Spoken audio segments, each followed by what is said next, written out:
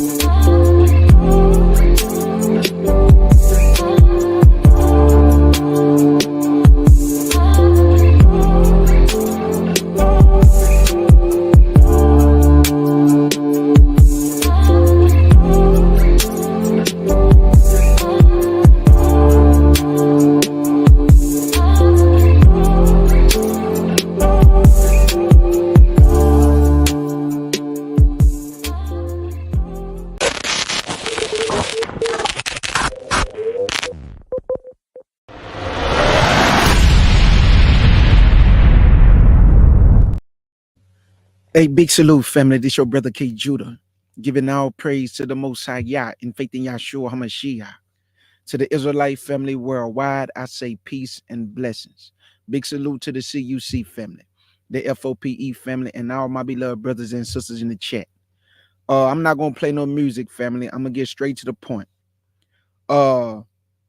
We all have heard about the so-called people in the land, and a lot of Gentiles, they use prophecy or prophetic scriptures to say that Russia, Tubal, Mescheh, all the allies that's going to be with Russia, they say Ezekiel 38:39 is the invasion of Israel, the people that's in the land today.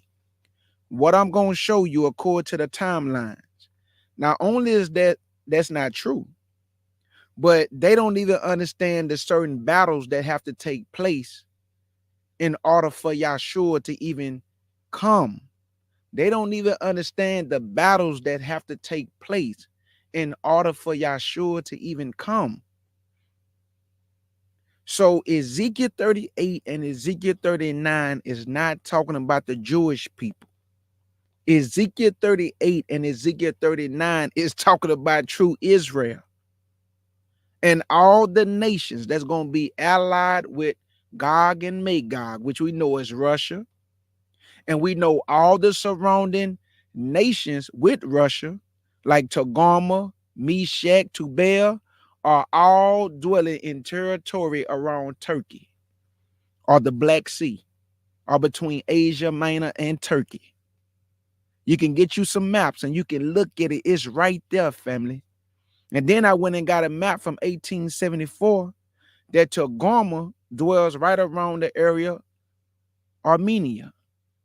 And then you look at Meshach and Tubal, they dwelt right around the area of Ariat, where Noah's boat landed after the flood.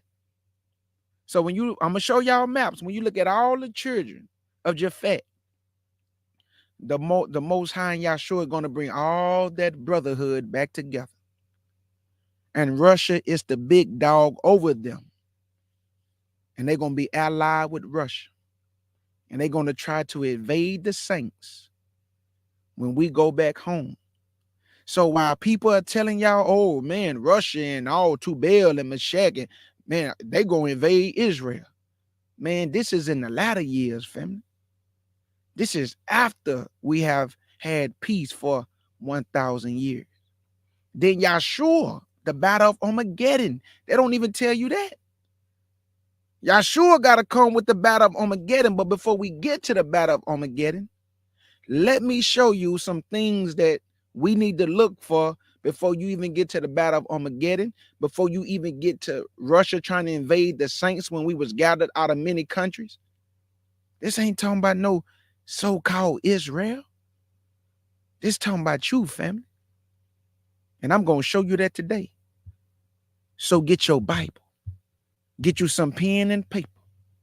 And write this down, family. And please follow along with the scriptures so you can see this yourself.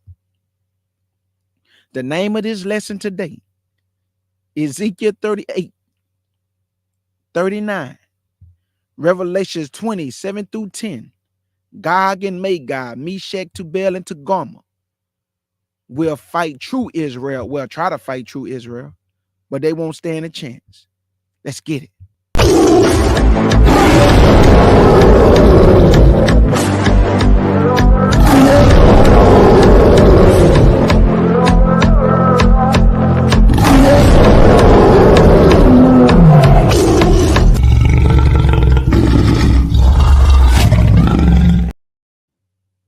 Now, family, we know according to the Bible, the Most High called these nations the ancient names from the biblical text. But nations today don't call themselves by the names of the biblical text. So that means we got to do some investigation. We got to find out who are these people today. Okay? So the first thing that we all looking for, that we know has to happen, family, is this. Let's go to Daniel's. And I'm going to run it down real quick. I'm going to run it down. I'm going to run everything down quick. I'm going to take my time, but I don't want this to drag on. So I'm going to run it down quick. We're going to get the knowledge and understanding. And then you're going to see for yourself what has to take place first. Why everybody keep talking about, oh, Ezekiel 38, Ezekiel 39. They don't even know. Man, that's for the latter years. We got to be gathered for Ezekiel 38 and 39 to take place. But they don't know that, though. They think it's talking about the people that's in the land. But it ain't. Let's go to Daniel chapter 7. And I have to show you this first. Because the people of the Medes and the Persians, a lot of people don't know who they excuse me. A lot of people don't know who they are because God called them Medes and Persians. Y'all call them another name today, but I'm going to show you the symbol that's let you know who they are. Daniel chapter 7. And I'm going to pick it up at verse 1. Daniel chapter 7. And big salute to everybody coming into the chat. Many blessings. Many blessings. Daniel chapter 7 and verse 1. And it reads, in the first year of Belshazzar, king of Babylon, Daniel had a dream and visions of his head upon his bed. Then he wrote the dream and told the sum of the matters. Daniel spake and said, I saw in my vision by night, and behold, the four winds of heaven strove upon the great sea, and four great beasts came up from the sea, diverse one from another. The first was like a lion and had eagle's wings. I beheld till the wings thereof was plucked, and it was lifted up from the earth, and made to stand upon the feet as a man, and a man's heart was given to it. This is Nebuchadnezzar, the first one to rule, who represent the lion. Nebuchadnezzar was the first king to rule Babylon, and his symbol is the lion. Verse 5, and behold, another beast, a second like to a bear, and it raised up itself on one side, and it had 3 ribs in the mouth of it between the teeth of it. And they said thus unto it, arise, devour much flesh. Who is this today? Let me open up my window. Let me open up my window so you can see who it is today. And here you go, right here.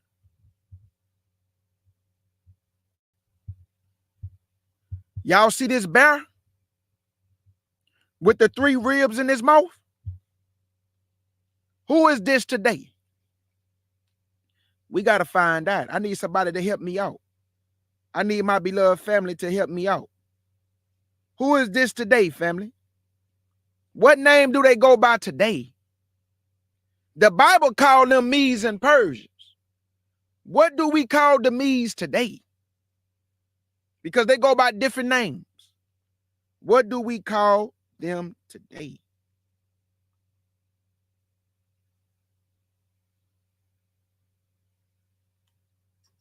I know my beloved family gonna get it. Help y'all brother out. Thank you. Thank you, family. How we know that? Here you go, right here. The bear, Russia. The bear family, Russia. Y'all see that? The Medes and the Persian symbols was the bear. What is Russia's symbol? The bear. So who are the Medes and Persians? Russia and Iran. K. Judah, can you prove that? Let's get it.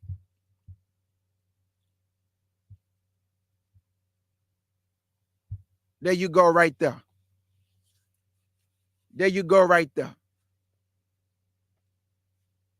But let me read it though, just to put the stamp on it, because now you know who the Medes and Persians are, even though they call themselves Russia and Iran today.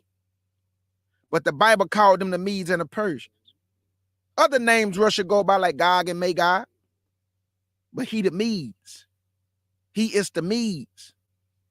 The one that's coming from the north. The one that's coming from the ends of the earth. That's the Medes. And they symbol is the bear. Just like the Medes and Persians. Let me read this though. Here we go right here. This for the Persians. It say, as the Parsa expanded their sphere of political influence, particularly under the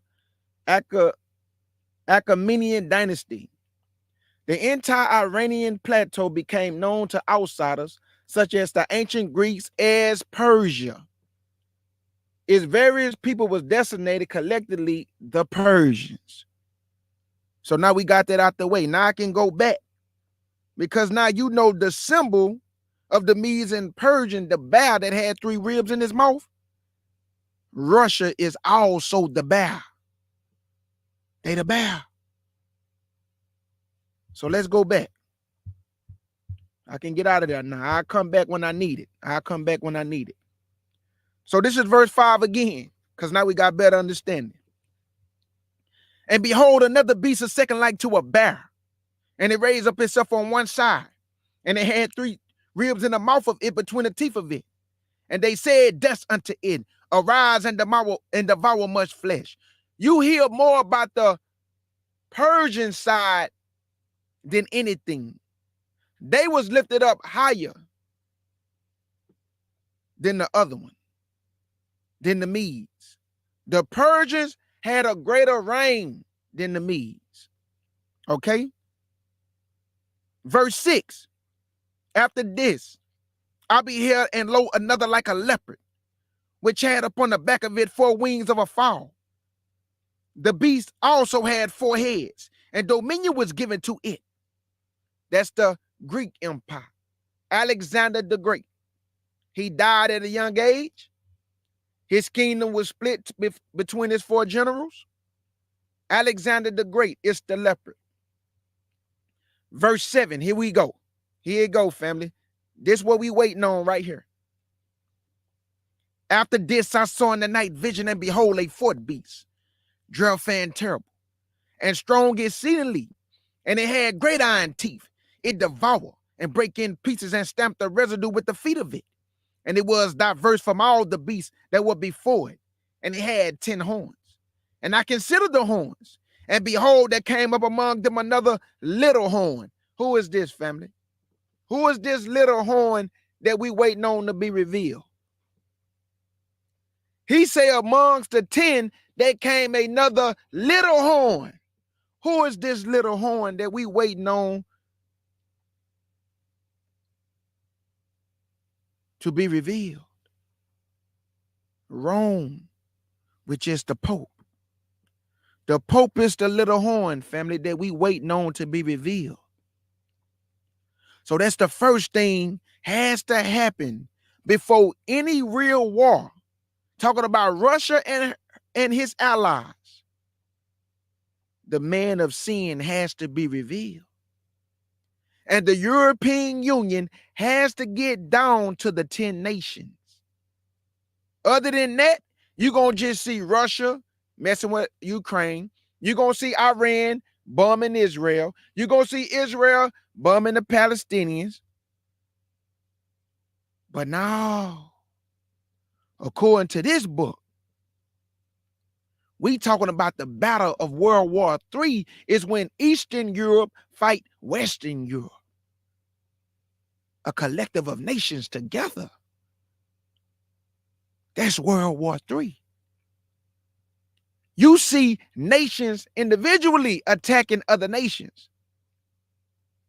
But I'm going to show you in the Bible that a nation so big, you ain't never seen a 200 million man army. So what's the time frame? The man of sin has to be revealed, family. Mystery Babylon the Great has to be revealed, family. And he has to defile the temple and say, I'm God. That hasn't happened yet. So we waiting on him to be revealed. Verse 8, I considered the horns, and behold, there came up among them another little horn, before whom there are the 3 of the first horns plucked up by the roots. And behold, in this horn was the eyes like the eyes of a man, and a mouth, and a mouth, and a mouth speaking great things. What great things do he speak? Blasphemy against Yah. Blasphemy. Not great things in the sense of praise and worship of Yah. Blasphemy things against Yah. Lies against Yah. That's that mouth speaking great things. Now jump down to verse 25 because this is what we waiting on. We waiting on the man of sin to be revealed. And this has to happen before anything, before Christ can come back. This has to happen. Verse 25, and he should speak great words against the Most High, and shall wear out the saints of the Most High, and think to change times and laws. And they should be given into his hand until a time, 1 year. Times, that's 2, and 1, which is 3. And a dividing of time, that's a half. So 3.5 years. We waiting on him to be revealed. He gonna wear out the saints. But in the midst of wearing out the saints, the Most High had something for him too. Let me say that one more time. He's gonna be revealed. He's gonna wear out the saints. But in the midst of him wearing out the saints, God got something prepared for you too, old man of sin. What it is, K. Judah? Let's go get it. Let's go to Isaiah, because now we got that out the way. He must be revealed. He gonna wear out the people of God. But while he doing this, God has prepared some nations for him to take him down, family. Who it is. Let's go to Isaiah 13. Isaiah 13. And now we about to get to the meat and potatoes. Isaiah 13 and verse 1.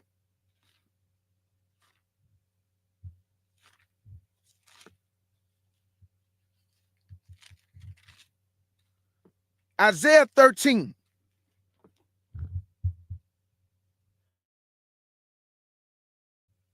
and verse 1. And it reads, the burden of Babylon. The first thing you heard, y'all, this the burden of Babylon. This is not Nebuchadnezzar Babylon. Let me repeat this. This is not Nebuchadnezzar Babylon. Nebuchadnezzar Babylon was never taken down by a company of nations. It went from Babylon, and then his son got crazy and drank out of the cups of God that they got from the temple of God, and he praised the cups of gold and silver, and God took him out, and the Medes and the Persians came in. It was no company of nations, family. He died that night, and the Medes and the Persians took over. He said the burden of Babylon. So what Babylon is this? Hold your marker right here, because we got to prove everything. Hold your marker right here, and I'm just going to get one verse to prove to you this is not the same Babylon. Let's go to Jeremiah 25. And hold your marker right here. We coming right back. Jeremiah 25. And I'm going to pick it up at verse 10. This is when Jeremiah was prophesying to Judah and Jerusalem. For 13 years, they would not listen to him. And God told them, I'm going to pick it up at verse 9 so we can get the understanding. Verse 9. Look at what God told the people of Judah and Jerusalem, because they would not listen. Verse 9. Behold, I will send and take all the families of the north, said the Lord, and Nebuchadnezzar, king of Babylon, my servant, and will bring them against this land, and against the inhabitants thereof, and against all these nations round about, and will utterly destroy them, and make them an astonishment, and a hissing, and a perpetual desolations. Moreover, I will take from them the voice of mirth, and the voice of gladness, and the voice of the bridegroom, and the voice of the bride, the sound of the millstone, and the light of the candle. And this whole land, talking about Judah and Jerusalem, and this whole land shall be desolate and an astonishment, and these nations shall serve the king of Babylon 70 years. And this actually happened. That Judah and Jerusalem had to serve the king of Babylon for 70 years. But watch the next part. This about to let you know that God went all the way into the future to the present day Babylon, not Nebuchadnezzar. Let's get it. Verse 12. And it shall come to pass when 70 years are accomplished, that I will punish the king of Babylon and that nation, said the Lord, for their iniquity, and the land of the Chaldeans will I make it perpetual desolation. Oh, you talking about another Babylon. Because Nebuchadnezzar Babylon was never made no perpetual desolation. It went from Babylon to the Medes and the Persians, to the Greeks, and then to Rome. So you just say you're going to make it a perpetual desolation. That means you talking about a whole nother Babylon, which we know today is the who?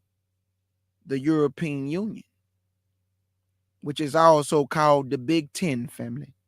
Look it up for yourself. The European Union is also called the Big Ten because it consists of 10 nations, and all nations who be a part of the European Union have to sign the treaties of Rome. Knowledge. But England fell out because they would not bow down to the Pope. England fell out. They would not bow down to the Pope. So now it's down to 9. But another nation gonna come because God said 10. And when he say 10, he mean 10. Whoever gonna take the place, I don't know. But somebody gonna take that place because he say 10 nations, not 9. So now we understand, according to Jeremiah 25, that the perpetual desolation wasn't talking about Nebuchadnezzar, Babylon, because if it was, how did the Medes and Persians come after Nebuchadnezzar? How did the Greeks come after the Medes and the Persians? How did Rome come after the Greeks if it was made a perpetual desolation? That's how you know he ain't talking about that. He talking about the European Union, Babylon, along with that whore church, the mother harlots, the Roman Catholic Church, because they're going to rule together, family. Church and state. False prophet, temporal leader. False prophet over the church, temporal leader over the European Union. These two was cast alive in a lake of fire. These two, the temporal leader and the false religious leader. Knowledge, family. Let's go back to Isaiah 13, because now we got better understanding that the burden of Babylon, not talking about Nebuchadnezzar or Babylon, because it was never made a perpetual desolation. But in Jeremiah 25, he said, I'm going to punish the king of Babylon and that nation, and I'm going to make it a perpetual desolation. He went way into the future. Isaiah 13, verse 1, the burden of Babylon, which Isaiah the son of Amos did see. Lift ye up a banner upon a high mountain, exalt the voice unto them.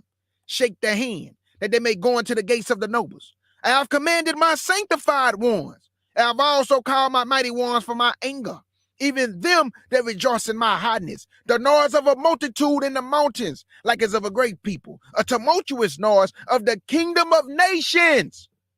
Did y'all hear that? This has to happen, y'all. This is the kingdom of nations. Is Russia, China, Iran, and all his allies that's going to be with him. Let me say that again. Russia, China, and Iran, and all the allies that's going to be with Russia, coming from that Eastern Bloc. But we know Russia sit northeast of that Eastern Bloc, right? And China east, Iran east of the Euphrates River. And they're going to fight against the West. What divides the Western European from the Eastern European? The Euphrates River, family. That's why God got to draw up the water, so the kings can make their way through the Euphrates. And this is why Russia attacked Ukraine, because he's trying to take control of everything on that Eastern Bloc. Did you know back in 1991? Before 1991, that Ukraine used to be a part of Russia. But once the Soviet Union fell, Ukraine became a sovereign independent state. And Russia is trying to take all that back because they used to be a part of Russia. But in 1991, they broke off from Russia and became independent. And Russia trying to take everything from that Eastern Bloc. He want control of it all. And that's why he attacked Ukraine, family. This is all knowledge. Now, verse 4 again. The noise of a multitude in the mountains like as of a great people, a tumultuous noise of the kingdom of nations, gathered together.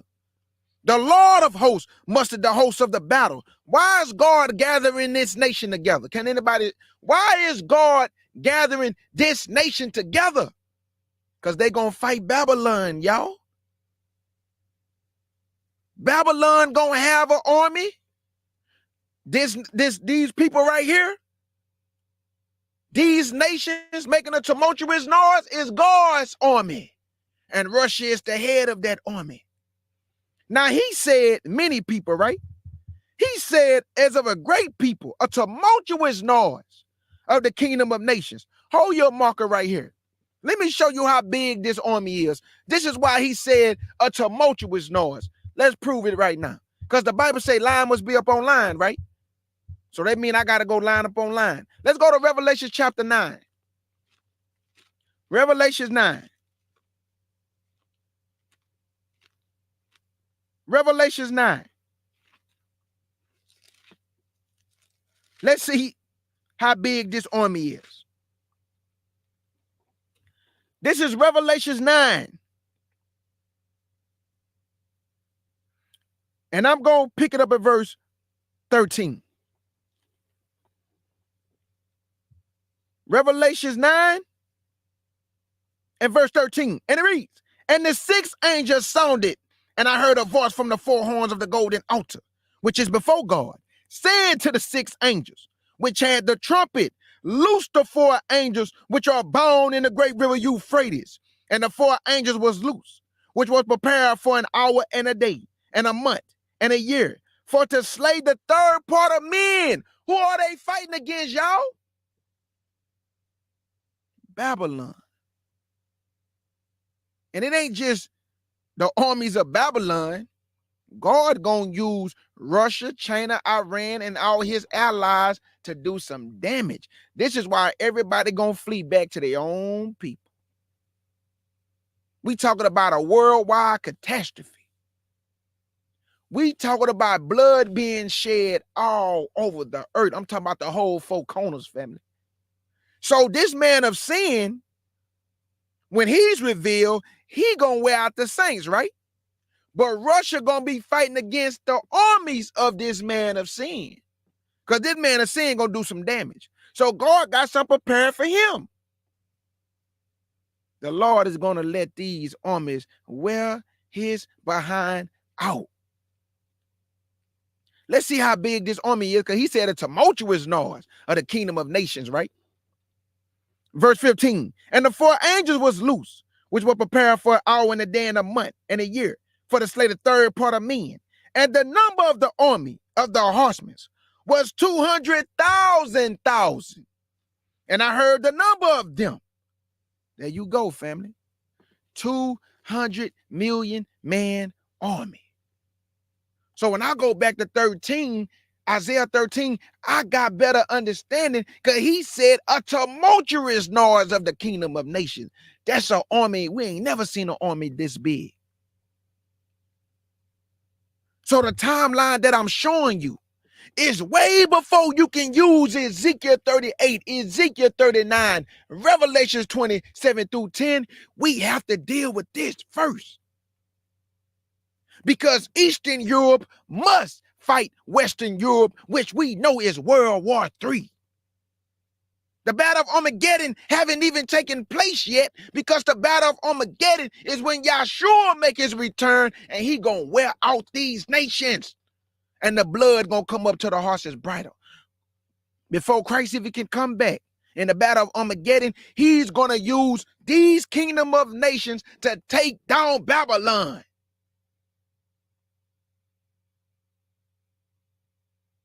So that means we can't jump the gun. We got to deal with the timeline. So the man of sin got to be revealed. He going to wear out the saints. And in the midst of his 3.5 rule, God got a kingdom of nations, a tumultuous noise. 200 million man army to go against Babylon. Where they come from, Lord? Let's see. Isaiah 13 and verse 5. Isaiah 13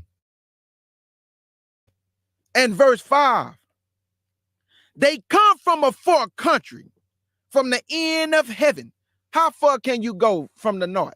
Don't Russia sit north of the Euphrates River? You can't go no more to the far north than Russia, because that's who we talking about, family. He come from a far country. The man come from a far country. That's Russia. Let me show you how far Russia sit. Let me open up my window. Let me show you this. Let's see where Russia sit at. Let me see if I got it.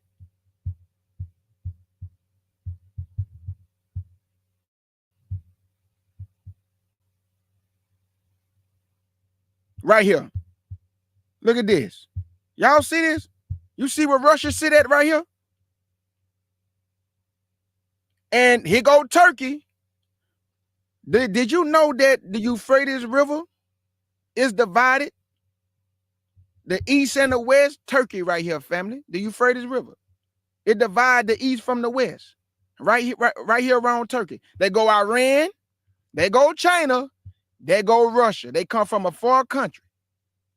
Look how far Russia is, man. You can't go nowhere after that. That's the far country, family. It's Russia. Russia is the big dog and all his allies with him. Russia is the big dog. This is God's army. God mustered the host of these people. This is his army. 200 million man army. They're going to fight against Babylon. So while Babylon trying to wear out the saints, which he will do, and he destroying the world, these people coming against you, partner. Way before Yahshua come and whoop down the world with the battle of Armageddon. We got to get to this battle first. So let me go back. Let me read verse 5 one more time. They come from a far country, from the end of heaven. Even the Lord and the weapons of his indignation. Even the Lord and the weapons of his indignation. Even the Lord and the weapons of his indignation to destroy the whole land. Who is he using to do it? Russia, China, Iran, and all the allies with Russia.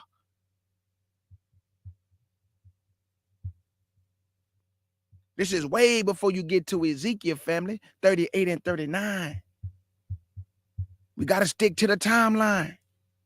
We have to stick to the timeline. This is way before you get to Ezekiel 38, Ezekiel 39, and Revelations 27 through 10. This has to take place first, which is Eastern Europe gonna fight Western Europe. So what do the Lord have to do, K. Judah? Let's go get it. I'd rather read it. I'd rather read it. Let me prove to you that this battle is going to happen before, y'all. Before. So this is Revelation 16, verse 14. Revelation 16, verse 14.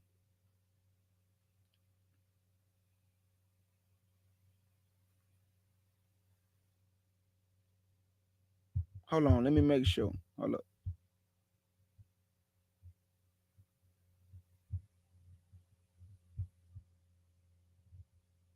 Okay, here you go.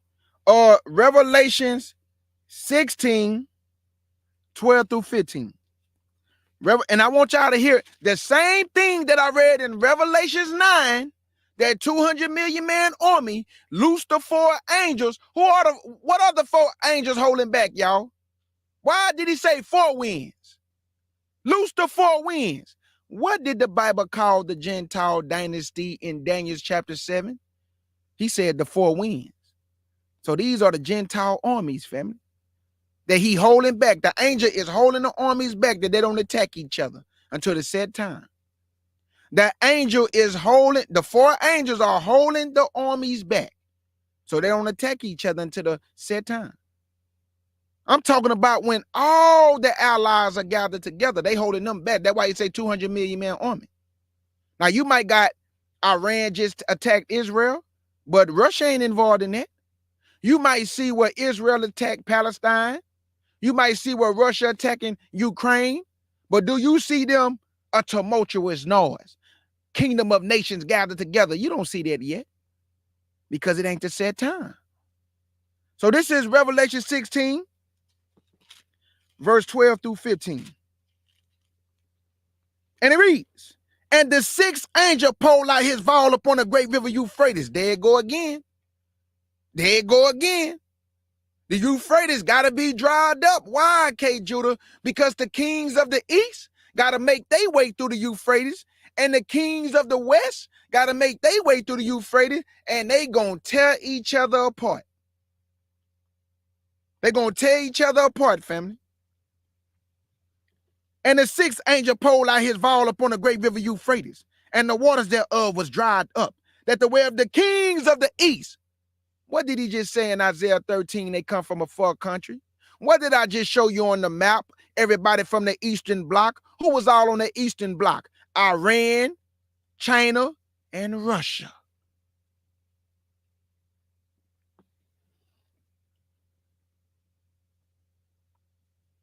And the sixth angel poured out his vial upon the great river Euphrates, and the waters thereof was dried up, that the way of the kings of the east might be prepared.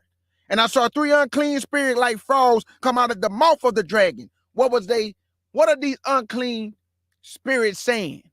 Words of war. Words of war. Verse 13. And I saw three unclean spirits like frogs come out of the mouth of the dragon, and out of the mouth of the beast, and out of the mouth of the false prophet. And they are the spirit of devils working miracles, which go forth unto the kings of the earth. Go forth unto the kings of the earth. Go forth unto the kings of the earth. You see, on kings, it got an S.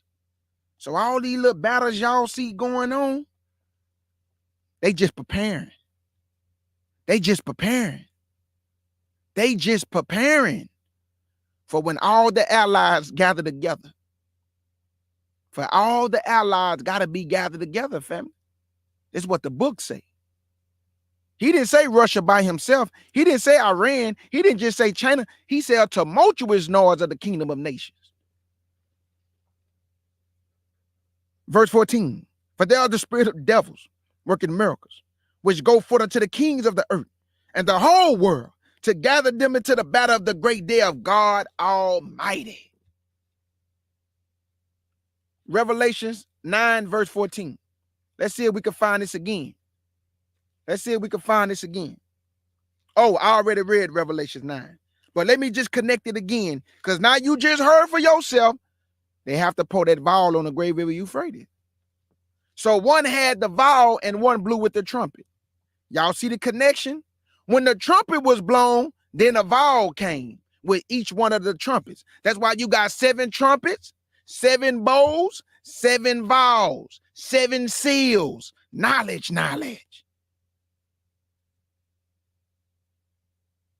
So when the trumpet is blown, pour out your vial.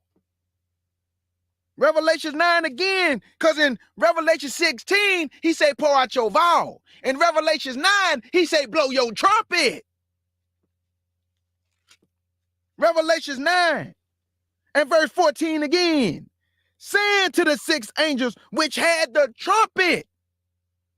But when he blew with the trumpet in Revelation 16, he poured out the vial on the great river Euphrates. We talking about the same time, y'all. This ain't no different time, same time. Verse 14, saying to the 6 angels which had the trumpet, loose the 4 angels which are bound in the great river Euphrates. There you go, family. There you go, family. Now check this out so we can see where we at. Let's see where we at with the timeline. Daniel's chapter 7. A little horn came on the scene. He had a mouth speaking great things, blasphemy things. He's going to wear out the people of God, which are the children of Israel. But he's going to wear out the whole world. See, that's what people need to understand. Because the Bible says Jacob's trouble, this man is going to rule the whole planet. We talking the whole 4 corners of the earth for 3.5 years. So this won't just affect Israel. This is going to affect all the world who get caught up in this great tribulation. So now, since we know that we waiting on him to be revealed, we waiting on him to defile the temple. That's 2 Thessalonians chapter 2. He's going to say he's God, right? He's going to rule for 3.5 years. But in Isaiah 13, God has some prepared for him. He said, the burden of Babylon. He said, lift ye up a banner. I have called my sanctified ones. I have called my mighty ones for my anger. Who is God angry with? Babylon. Why, family? Because Babylon have been a filthy whore and have destroyed much people. Not just with death, but also spiritually. Because all your false doctrine come from that whore by the name of Mystery Babylon the Great, the mother of harlots. What do the Roman Catholic Church call herself? The mother church. A mother of harlots. Meaning she have daughters who are teaching her false doctrine. So God got an issue with you, you filthy whore. And he gonna destroy you by this company of nations. So now we didn't got that out the way. I need to show you, out of the mouth of two or three, we let it be established, that this Babylon that I read about in Isaiah 13, which we know that Nebuchadnezzar ruled over, Medes and the Persians ruled over, the Greeks ruled over, and Rome, which we still under Rome today. The European Union ain't nothing but an extension of that old Babylonian empire. They revived themselves because they took a deadly wound in 476 AD by the barbarian tribes. And then he plucked three of them up by the roots, which are the Ostrogoths, the Vandals, and the Herlies. The Bible is a cold piece of work when you really put your heart into it. And you get to understand all these timelines by the spirit of Yah and Yahshua HaMashiach. So let me go to Revelation 13 to show you that the Babylon in Isaiah 13 is the Babylon in Isaiah in Revelation 13. Hold on, let me say that one more time. Isaiah 13, Babylon, it's the same Babylon in Revelation 13. Because you remember, he gonna make it a perpetual desolation. It wasn't talking about Nebuchadnezzar. Let's go to Revelation 13. Revelation 13. And let's see if I can find those same animals right here. Let me open up the window again. And then we're going to get to Ezekiel 38, 39, Revelation 7 through 20. Revelations 20, 7 through 10. I'm sorry. Revelations 20, 7 through 10. And then we're going to tie all this in together. And we're going to let the Bible make it make sense. Okay. Let me show you this picture first. So as I read this, you can understand it's the same beast, not a different beast, but the same beast that I read about in Daniel chapter 7. Here you go, right here. You see this beast? Pay attention and listen to this. Revelation 13 and verse 1. Let's see if these the same animals that I read about in Daniel chapter 7. Let's see. Revelation 13 verse 1, and it reads, and I stood upon the sand of the sea and saw a beast rise up out of the sea, having 7 heads and 10 horns. Where you get the 7 heads from, family? Y'all remember in Daniel chapter 7, he said 10, but 3 of them was plucked up by the roots. How many do that leave? 7. Where we get the 10 crowns from? This is the European Union, which is called the Big 10. 7 heads from Daniel chapter 7, because 3 of them was plucked up by the roots, and the 10 horns, Revelation 13, which is the European Union. Go read about the original 10 who established. This is why all nations have to sign the treaties of Rome. Who joined, family? And they got to give a little bit of their sovereignty. They got to give a little bit of it up to be a part of this. That's why the Bible said they get a power to the beast. Because you got to give up some of that sovereignty. The treaties of Rome was established by 10 nations. 10. So this is why the Bible says 7 heads. Daniel's, 3 of them was plucked up by the root, which left 7, and 10 horns, the European Union. Let's get back to it. Verse 1. And I stood upon the sand of the sea and saw a beast rise up out of the sea, having 7 heads and 10 horns, and upon his horns 10 crowns. But it didn't say 10 crowns in Daniel chapter 7, because the deadly wound was healed. Now, the reason why they got 10 crowns, excuse me, the reason why they have 10 crowns, these are 10 ruling leaders. These are 10 ruling leaders. That's why they got crowns on their head, family. These are 10 ruling leaders of the EU. But the Bible said they gave their power to the beast. And even when you join them, you got to give up some of your sovereignty. But you'll only know that if you dig for this stuff, man. You got to dig. You got to seek. Let's see if I can find these animals. And I stood upon the sand of the sea and saw a beast ride up out of the sea, having 7 heads and 10 horns. And upon his horns, 10 crowns. And upon his head, the name of blasphemy. And the beast which I saw was like unto a leopard. Oh, that's the Greek Empire. And his feet was the feet of a bear. Oh, that's the Medes and Persian Empire. And his mouth is the mouth of a lion. Oh, that's Nebuchadnezzar Empire. And the dragon. Now, hold up, K. Judah. What about Rome, brother? Well, you remember, Rome was so terrible, there was no animal that God can describe it to. So he just called it a terrible beast.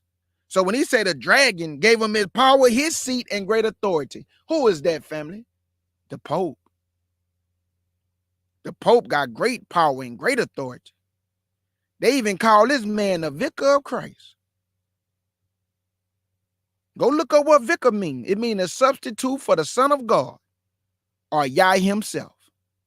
This is why they call him Holy Father. This is why they confess their sins to him. So the person who got great power and his seat from Hashatan is the Pope. All you got to do is go look it up. He's the most powerful man on earth. There is none more powerful than the Pope. None. Not even not even your goofy, dumb, stupid president of the United States of America. Don't matter which one it was. They all base men, just dumb and stupid. Talking about they the most powerful men on earth, but they listen to another man telling them what laws they can pass and what they can pass. Nobody do that to the Pope. Nobody can dictate the Pope. He's a dictator. And in doing that 3.5 years, he gonna show you how much dictating he do. While everybody falling in love and falling all over the place, falling at his feet, thinking this is a righteous man, you have been woefully misinformed. This man is a dragon, but he speak as a lamb. But he's a dragon in the inside, but he speak as a lamb. So now we got that out the way. That this the same beast. We got that out the way. That it's the same beast that we read about in Daniel chapter 7 was the same beast of Revelation 13. So we got that out the way. So now we can go back to Isaiah 13, because now we know what Babylon we talking about, family. We know what Babylon we talking about now. It's the EU. That's the Babylon. A matter of fact, I got to do this because I love you so much. Let me show you this.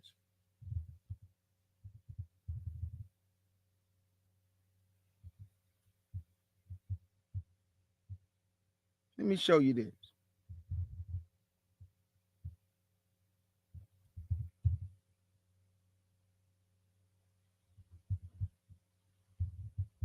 And when I show you this, it'll make sense.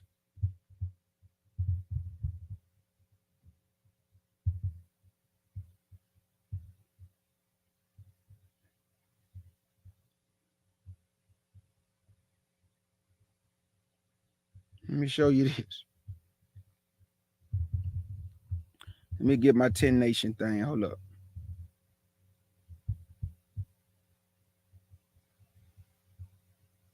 Okay, here it go. I found it. Now I want you to see this. Okay. I want you to see this for yourself. You see this? What y'all see? Oh, let me open up my window. I'm sorry. Can y'all see this right here?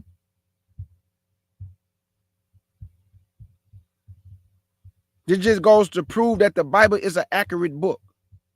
The Bible is accurate, family. Look at this. Here you go right here, family. What does it say right here?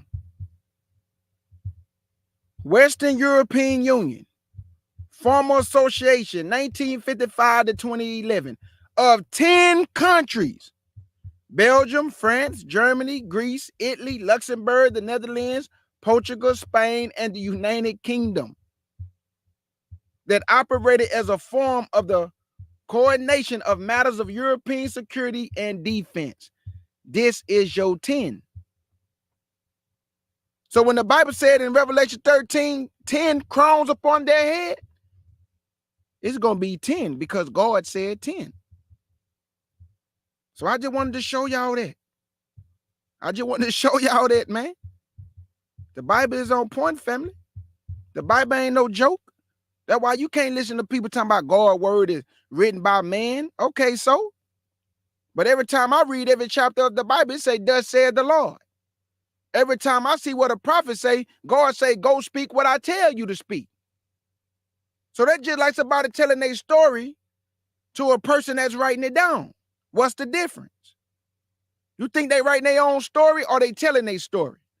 So the Lord told man what to write down, and man wrote down what he said. That's why it say, thus said the Lord. Not what thus said Jeremiah, what thus said Ezekiel, what thus said the prophet Enoch. No, it say, thus said the Lord. So he wrote the book. He gave the order. He gave the instructions. You just don't got knowledge to see that. Talk about man wrote the Bible. Man, holy men as they was moved by the Spirit. So they ain't just write down anything. What they wrote down was spirit. The words of life in spirit. Knowledge. Okay, family. Now we got Revelation 13 out the way, right? But hold up though. We got Revelation 13 out the way. Now, after I go back to Isaiah 13 and read Jeremiah, now we got to get to Christ. Because I got to show you this battle of Armageddon. I got to get to Christ. Because if I don't get to Christ and I don't show you what happened immediately after the tribulation, I can't go to Ezekiel 38 and 39. Family, not going to make sense. So I'm walking it down according to the timeline. And the timeline is that the man of sin got to be revealed. He going to wear out the saints. And God got a tumultuous noise of nations who going to fight Babylon, take down Babylon, handle their business on Babylon. And then immediately after that, here come Yahshua HaMashiach, who going to also fight and destroy many. That's why the blood going to be up to the horse's bridle. So this man of sin going to do some damage. Yahshua gonna do more damage, way more damage. So let's go back to Isaiah 13, because I gotta prove to you that the Medes is gonna do some damage, which is Russia. Isaiah 13 again, and then we're gonna go to Jeremiah 50. Isaiah 13.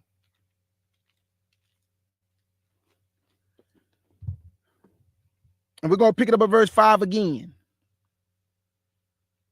Because now we got to get the time frame in which what all this going to take place. Now, what I'm about to read, y'all listen to the time frame and tell me what y'all think about this time frame. Okay, Judah not going to say nothing. Just listen to the time frame that the Lord is saying all this going to happen. Watch this. Verse 5. They come from a far country, from the end of heaven, even the Lord and the weapons of his indignation to destroy the whole land. Howl ye, for the day of the Lord is at hand. It shall come as a destruction from the Almighty. Therefore shall all hands be faint, and every man's heart shall melt, and they shall be afraid. Pangs and sorrow shall take hold of them. They shall be in pain as a woman that travaileth. They shall be amazed one at another.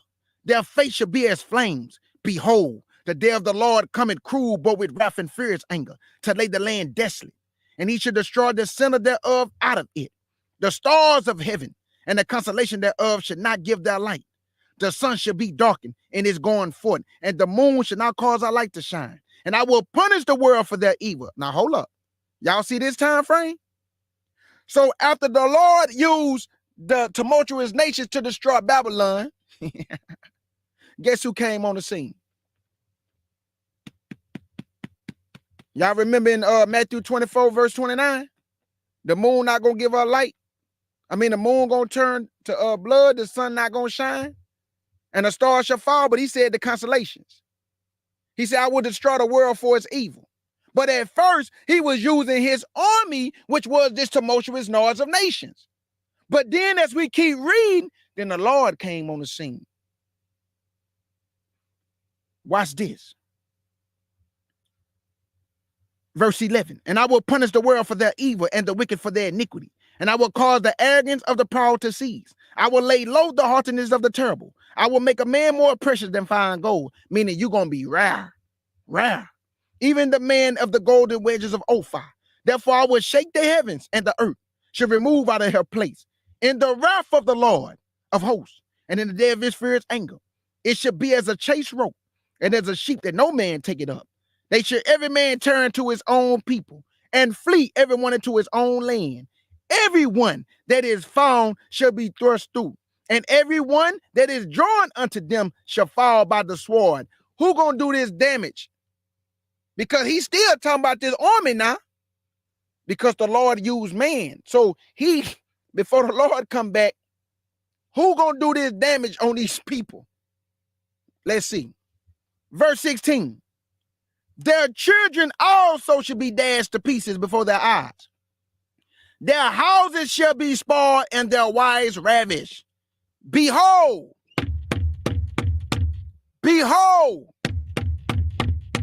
I will stir up the Medes, Russia, against them, which should not regard silver, and as for gold, they should not delight in it. There you go, family.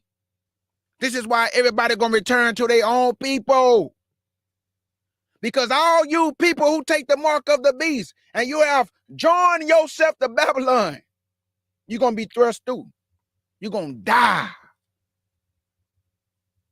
Because you have rejected Yah and have accepted the mark of the beast, of the man of sin, and the temporal leader of the EU. And the Medes is going to do damage. They're going to thrust through kids and babies and ravish women. He going to stir up the Medes. They're not going to regard your silver and gold. The Lord is using his army, which are the Medes, Russia, which is the Tubal, Persia, which is Iran, China, and all the allies that's going to be with them. Let's go to Jeremiah 50, and then I'm about to get to Yahshua. And then we're going to get to Ezekiel 38 to show you that Ezekiel 38 do not happen until we are gathered back in the land. Ezekiel 38 and 39 do not happen until we are gathered back in the land.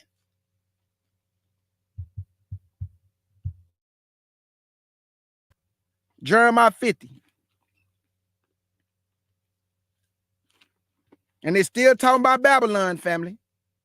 Still talking about Babylon.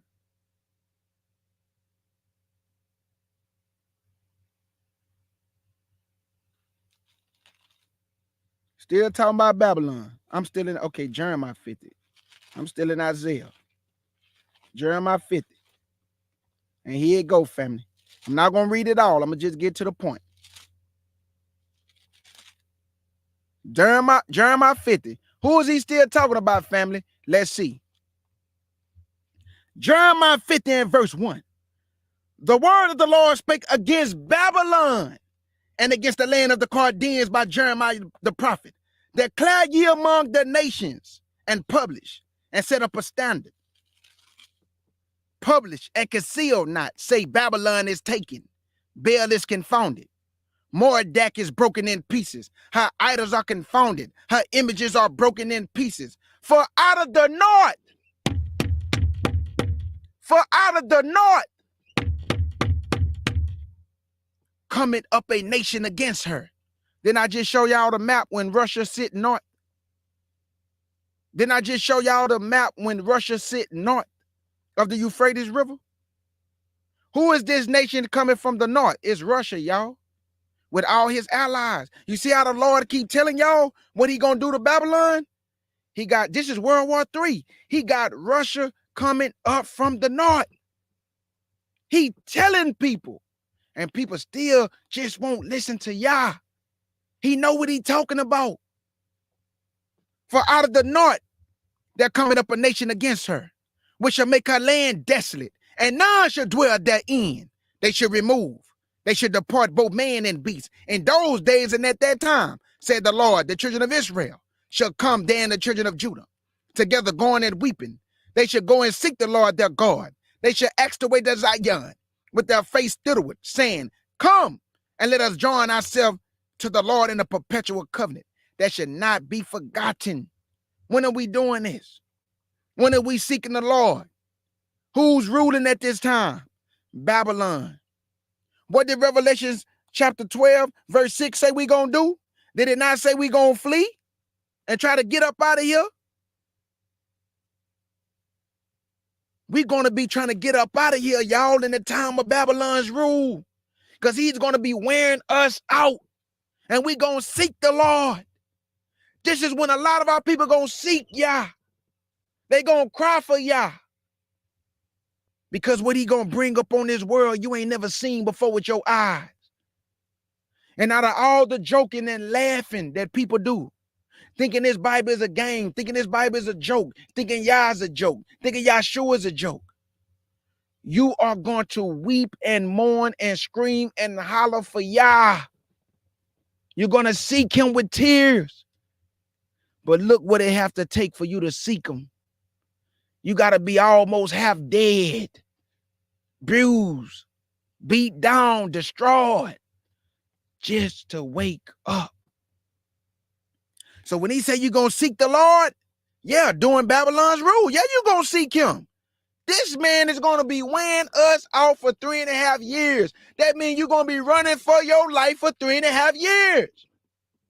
For 3.5 years, family, you're going to be running, trying to hide, seeking Yah, asking for protection, asking for the hedge. But he only promised you protection in one place. Let's go to Revelation chapter 12, verse 6.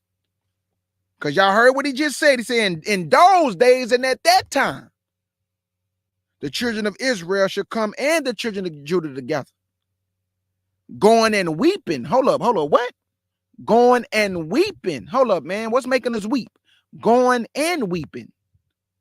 Said, man, let's go seek the Lord. Because we're going to need him in such a time as this that's coming up on the earth. Let's go to Revelation 12, verse 6. So I can show you the only place he promised you protection. The only place he promised you protection. Let me say it one more time. Look, family, people can believe what they want. I go by what this book say. He only promised you protection in one place. He didn't say I'm going to nourish you in America, even though he can show you grace and mercy. He didn't say I'm going to nourish you in South Africa. None of those places. Nigeria. None of those places. He's going to nourish you, and not in Europe. In one place, the wilderness. That's the only place that you're going to find protection. Why, K. Judah? Revelation 12 and verse 6. Let's see how long this is going to last. Because remember, in the book of Daniel chapter 7, it said for a time, and half a time. Let me see if I can find the same thing in Revelation 12, verse 6. Revelation 12, verse 6.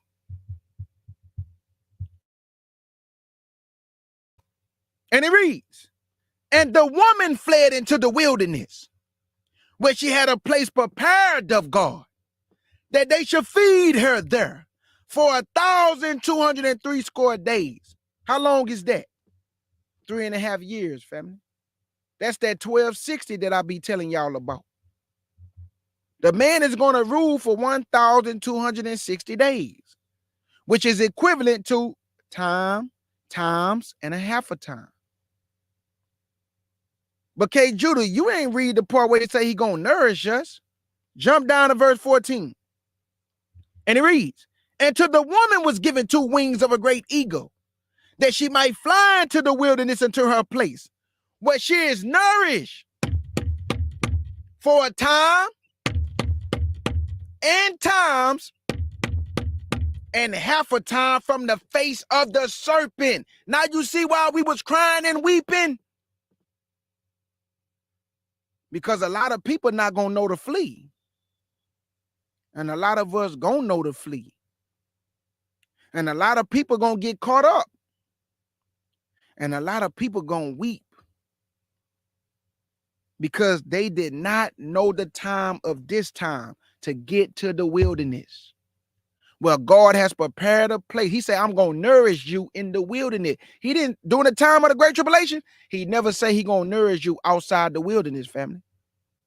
That's why I tell people, read this book and seek this book so you can understand for yourself whether you being lied to or whether you being told the truth. Y'all brother K. Judah telling you the truth that in Revelation 12 verse 6, then I jump down to first verse 14, he only said I'm going to nourish you in the wilderness. What other place did he say? No other place.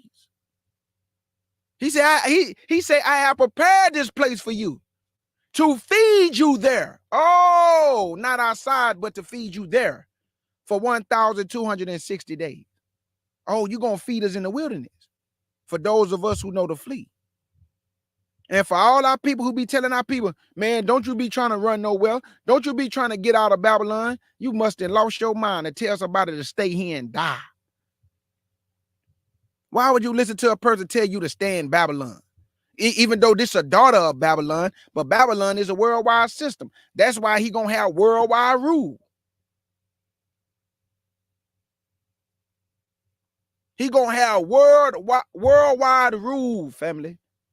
And the Bible tell you that in the book of Daniel, chapter 7, verse 24, verse 23.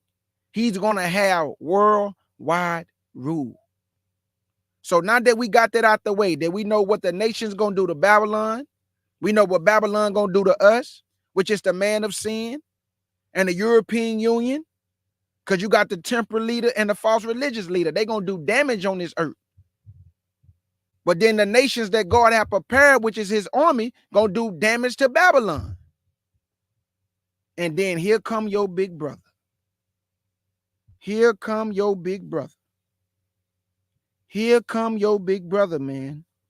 Let's go to Joel chapter 2. And I got to still deal with the time frame that these nations, that 200 million man army, he's still using them, family, in the book of Joel chapter 2. Let's go look at it. Joel chapter 2.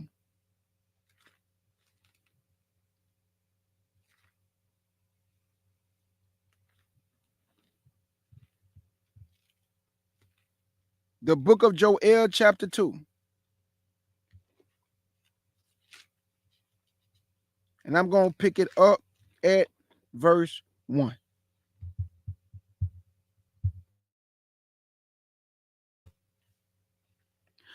And it reads, blow ye the trumpet in Zion, and sound an alarm in my holy mountain. Let all the inhabitants of the land tremble, for the day of the Lord cometh, for it is not at hand. A day of darkness and of gloominess, a day of clouds and of thick darkness. As the morning spread upon the mountains, a great people. There you go again. Y'all heard it? The same thing I just read in Isaiah 13. The same thing I read in Revelation 9. Y'all remember? That great people, a tumultuous noise of the kingdom of nations. Look at what he's saying again, family. Time frame is everything. A day of darkness and of gloominess, verse 2. And of the day of clouds of the thick darkness, and the morning spread upon the mountains. A great people, a strong. They have not been even the like, neither shall it be any more even to the years of many generations. A fire devour before them, behind them a flame burning. The land is as the Garden of Eden before them, and behind them a desolate wilderness, because there's so many of them. Yea, and nothing should escape them. The appearance of them is as the appearance of horses and of horsemen. So should they run. Like the noise of chariots on the top of mountains should they leap. Like the noise of a flame of fire that devoured the stubble. As a strong people set in battle array. Listen, y'all. Verse 6. Before their faces, the people should be much pain. All faces should gather blackness. They should run like mighty men. They should climb the walls like men of war. They should march everyone on his way, and they should not break their ranks. Neither should one thrust another. They should walk everyone on his path. And when they fall upon the sword, they should not be wounded. Why, K. Judah? Because there's 200 million men of them. You can kill a lot of them, but it's going to be like you didn't do no damage because there's 200 million men.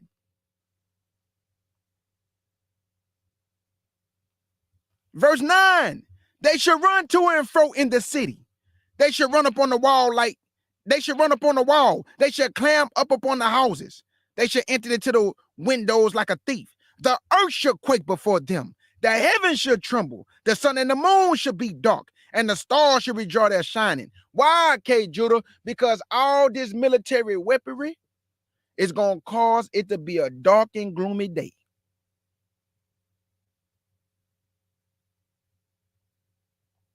Here you go, family. Listen to this. Verse 11. And the Lord shall utter his voice before his army. And the Lord shall utter his voice before his army. For his camp is very great. 200 million. For his camp is very great. For he is strong that executed his word. For the day of the Lord is great and very terrible, and who can abide it? Why, K. Judah? Can I ask y'all why the Lord is doing this, man? Why is the Lord allowing his army to do damage? Because Babylon have done damage, family. Babylon have done some damage, family. Babylon have done some damage, family. So these mighty men that I read about in Isaiah 13, Joel chapter 2 is talking about the same time frame, family. That's why he said they're going to run up on the wall like mighty men. Because y'all remember in Isaiah 13, he said the Medes was going to dash to pieces who? Children, women. They're going to ravish women. Same time frame, y'all. This is on Babylon. Now watch what's about to happen in Joel chapter 3. The Lord just provided all this in Joel chapter 2. That his army is very great. That's a 200 million man army. They was running on the walls. They was destroying everything because Christ told you they're going to destroy everything in their path. The land going to be like the Garden of Eden. Before them, but behind them, a desolate wilderness. Did he not say in Isaiah 13 and Jeremiah 50 that Babylon will be destroyed by the king that's coming from the north country? That's what he said. That's what he said.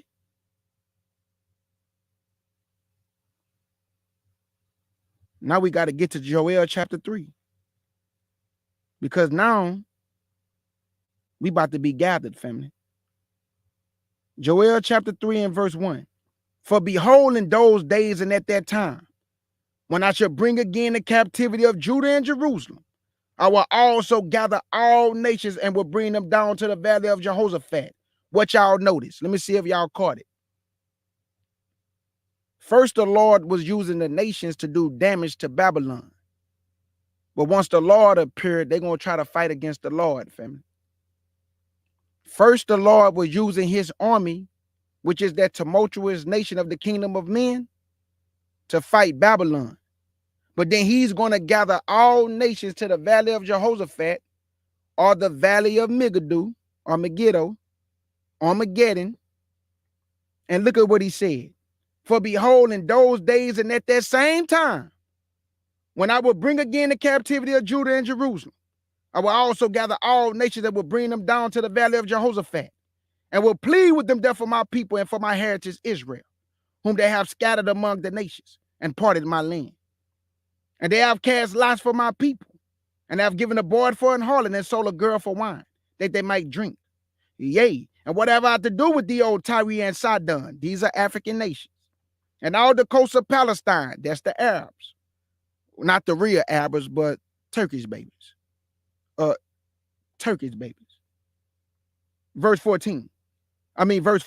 Yea, and whatever I have to do with the old Tyre and Sidon, and all the coasts of Palestine, will you render me a recompense? And if you recompense me swiftly and speedily, will I return your recompense upon your own head?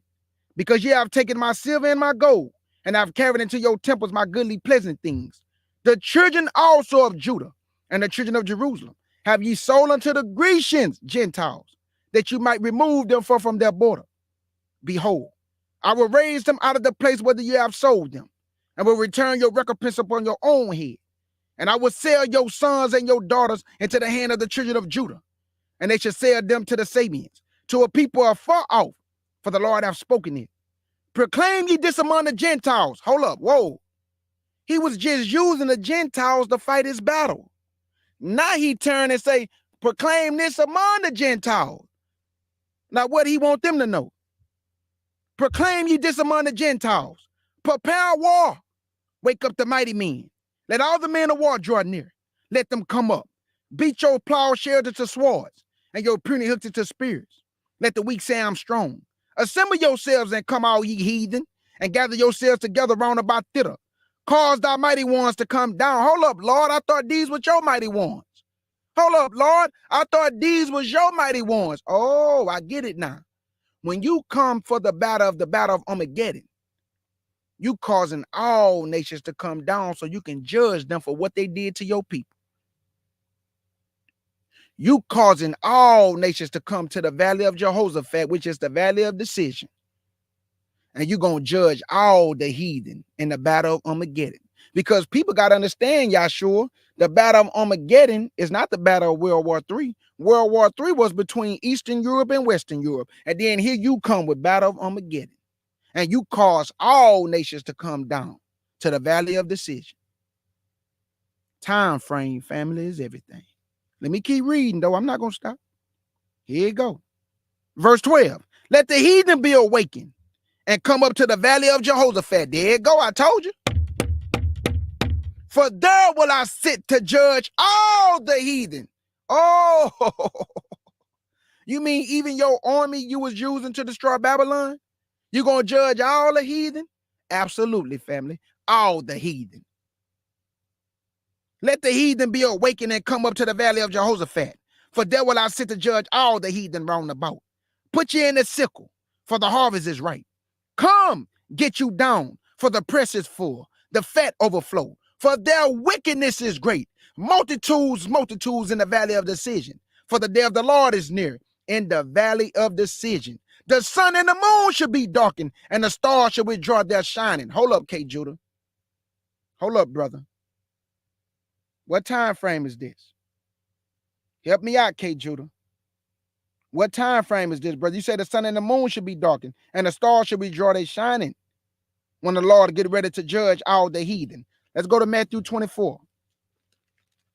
Matthew 24. Let's see what time frame this is. Matthew 24 and verse 29.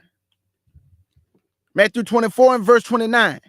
And it reads, immediately after the tribulation of those days should the sun be darkened and the moon should not give her light. Oh, got it. Got it, Yahshua. Got it, big brother. Immediately after the tribulation of those days, then you're going to be revealed. And then you're going to cause all the nations to come down to the valley of Jehoshaphat.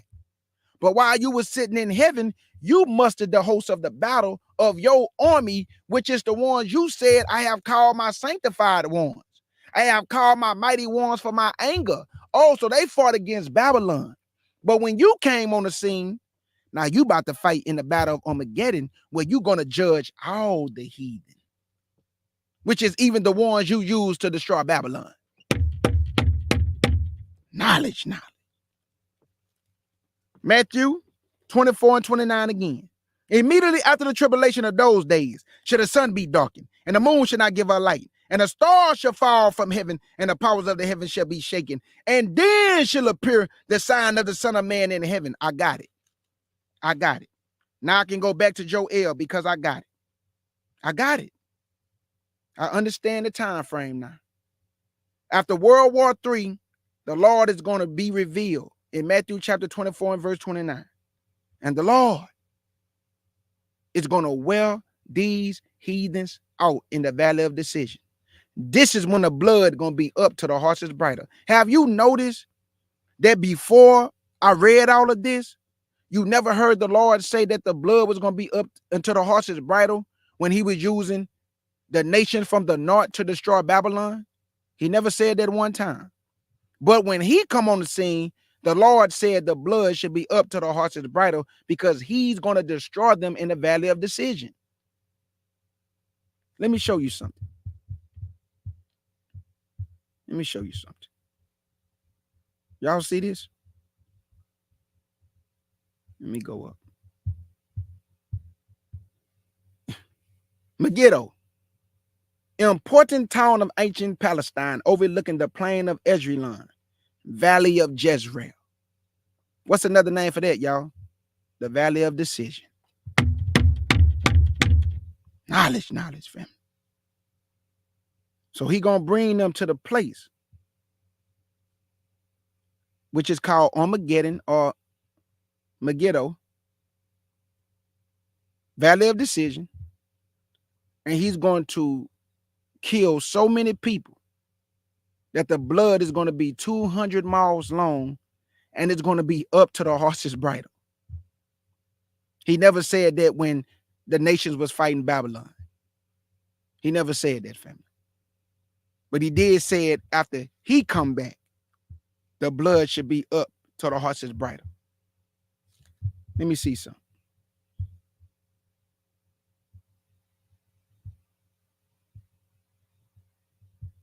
Let's go to Isaiah 66. Isaiah 66, so you can see this the same time frame.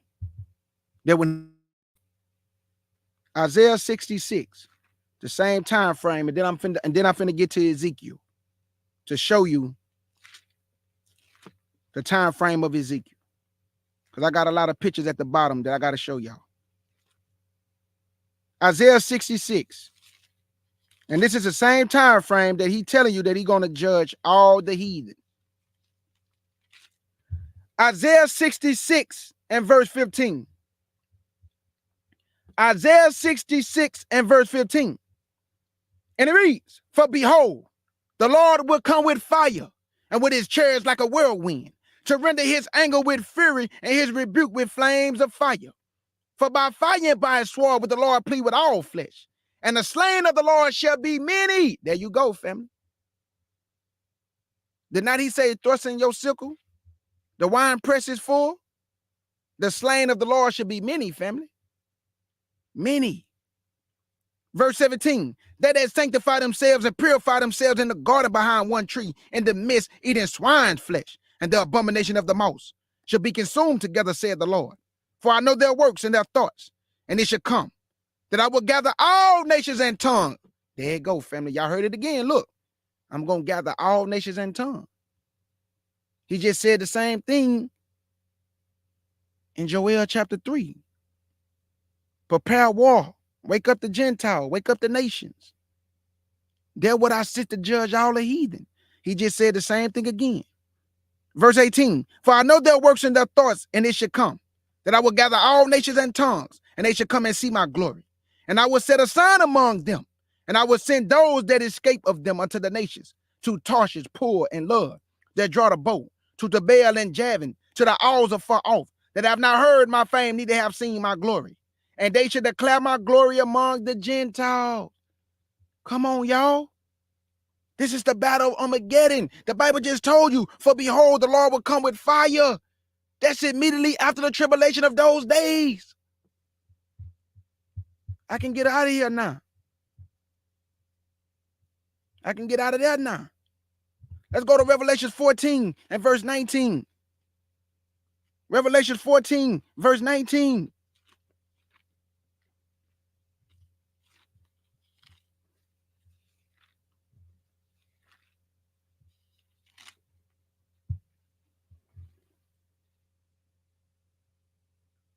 I'm going to pick it up at verse 1 so it can make sense. Verse 1 so it can make sense. Because we got to find out who is this lamb. Revelation 14 verse 1. And I looked, and lo, a lamb stood on Mount Zion, and with him 144,000 having his father's name written in their foreheads. And we already know in Revelation 7 they were sealed. Y'all remember? He sealed them. Now jump down to verse 19. Verse 19.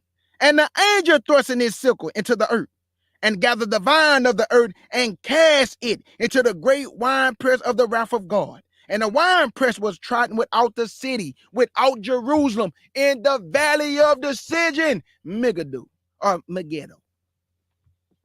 Megiddo. He did this without the city. Without what city? Without the city of Jerusalem. You remember, he brought them to the valley of decision.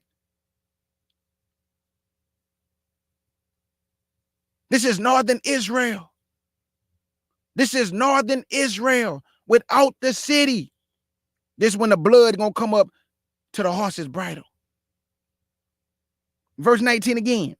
And the angel thrust in his sickle into the earth, and gathered the vine of the earth, and cast into the winepress of the wrath of God. And the winepress was trodden without the city, and blood came out of the winepress, even unto the horse's bridle, by the space of 1,604 furlongs. That's 200 miles long, man.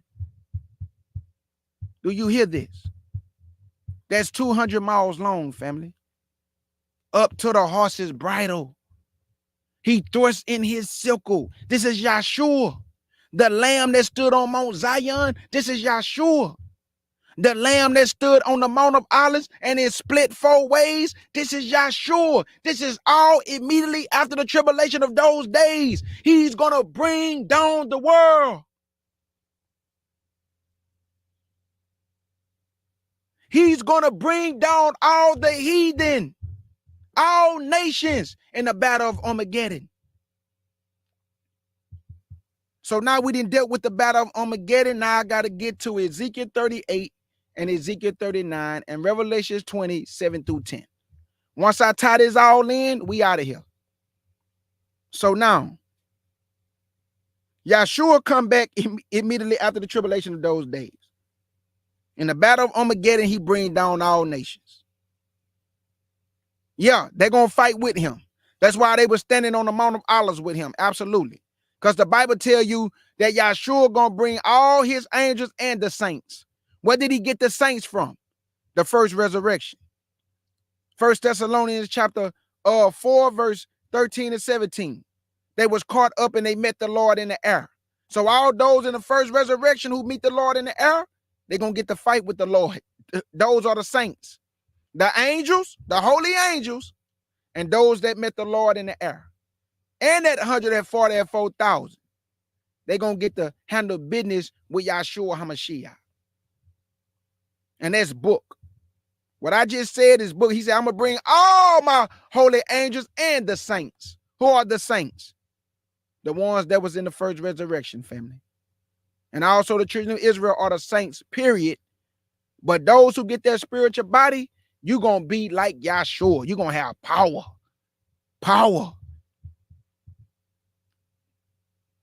So now, Yahshua, he on the scene, family. Let's prove it right quick. Yahshua is going to sit in Jerusalem, right? Let's prove that right quick. Just so we can get the idea that after all this is taking place, the kingdom of this world has become the kingdoms of our God. The kingdoms of this world have become the kingdoms of our God, right? So then Christ is going to be on the earth at this time. And let's see what happened when he gathered us. And this Ezekiel is not talking about no Jewish people. People been lying for years talking about the Jewish people. No, it's not, man. I'm about to prove it right now. Okay. Zechariah 14. And I'm just going to prove that after everything is done, Yahshua going to sit on the throne in Jerusalem. Let's just prove that real quick. He's going to sit in Jerusalem. This is Zechariah verse 6. Zechariah 14 verse 6. And it reads, and it should come to pass in that day that the light should not be clear nor dark, but it should be one day which should be known to the Lord, not day nor night. But it should come to pass that at evening time it should be light. And it should be in that day that living water should go out from Jerusalem, half of them toward the former sea, and half of them toward the hinder sea. In summer and in winter shall it be. And the Lord shall be king over all the earth. In that day, there should be one Lord and his name one. Y'all heard that in that day. What day? After he destroyed all the heathen. Now jump down to verse 16. Verse 16, and it reads, and it shall come to pass that everyone that is left of all the nations, which came against Jerusalem, should even go up from year to year to worship the King, the Lord of hosts, and to keep the Feast of Tabernacle. So this proved that Yahshua would be in Jerusalem. This proved after he bring down all nations and all rule, he would sit on his throne in Jerusalem. But Judah, why, when the Lord gathered us, why did the nation still try to come up and fight against us? Let's go to Ezekiel 38. Let's go to Ezekiel 38.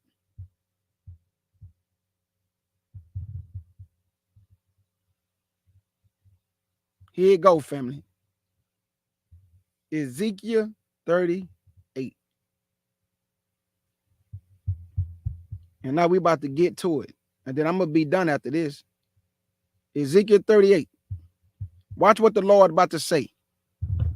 This is after the Lord have gathered us and put us back in our land. Watch what these heathens about to do, y'all. This is not going to happen before. This is going to happen when we are back at home. And this is what everybody don't understand who trying to teach us about us. Talking about the Jewish people. No, it's not. It's talking about us. And I'm about to prove it right now. Ezekiel 38 and verse 1 to 23. Ezekiel 38. Now remember what the Bible just told y'all. That Yahshua was king over all the earth. After the battle of Armageddon, Yahshua is going to sit on the throne. He's going to give Israel peace. We're going to be back home, right? Look at what these heathens did, man. Ezekiel 38 and verse 1. And it reads, and the word of the Lord came unto me, saying, Son of man, set thy face against Gog, the land of Magog, the chief prince of Mescheh and Tubal, and prophesy against him. Let me open up my window. I got to show y'all this. If I don't, it's not going to make sense.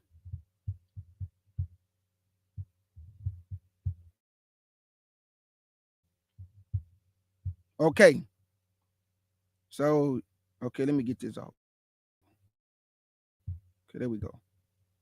Okay. Now, I want y'all to see this. You see this? Look at this map. Here go Mescheh and Tubal. All these people dwell around Turkey. All these Gentiles in Mescheh and Tubal, right here about Mount Ararat, which is in Turkey, Togarmah, Armenia, and Magog, Russia.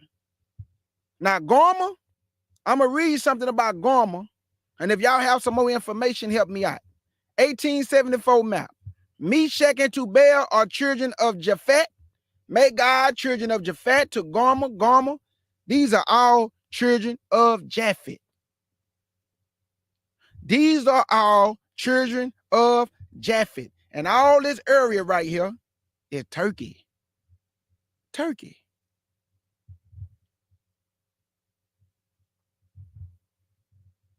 Here go another one. You see, Magog, Gomer, Mescheh, to Gomer and Tubal. Turkey. All around Turkey. Here go the Persians, Iran. But right here, Turkey. All Gentiles, which are the children of Japhet.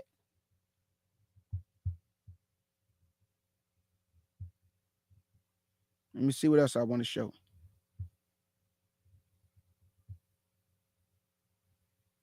Now, this is what I want to read about.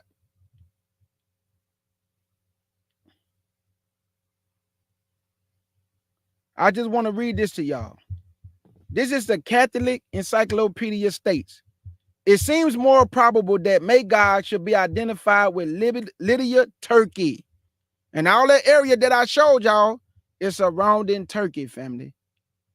So it just told you right here. It seems more probable that Magog should be identified with Lydia, which is Turkey. Here go Mescheh and Tubal, were nations belonging to Asia Minor. And if you look at Asia Minor, it's right between Turkey, family. It's between Turkey. So now that we understand Mescheh, Tubal, Magog, Togarmah, all these Japhet children is all around Turkey. Let me see what else I want before I read Ezekiel. I'm trying to show y'all this. Now, this is Togarmah. And I got this from the International Standard Encyclopedia. It say Togarmah, given in Genesis chapter 10, verse 2, as a son of Japhet. The name evidently designates the people called Gomorrah by the Assyrians, Cimmerians by the Greeks. They were a barbaric horde of Aryans who in the 7th century BCE left their abode in what is known southern Russia through the Caucasus into Western Asia. I keep telling you, you see that? Asia, right by Turkey. Because when you get a map and look at Asia Minor, Turkey right there, Mount Ararat, where Noah's boat stopped at, which is Mount Ararat. And all around that area, Mount Ararat, is Turkey.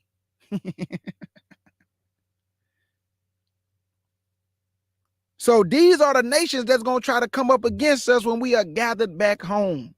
So I just wanted to show y'all that. So let me see. I'm just trying to show y'all all this before I read it, so it can make sense to you. And we already know that Gog and Magog, that's Russia, family.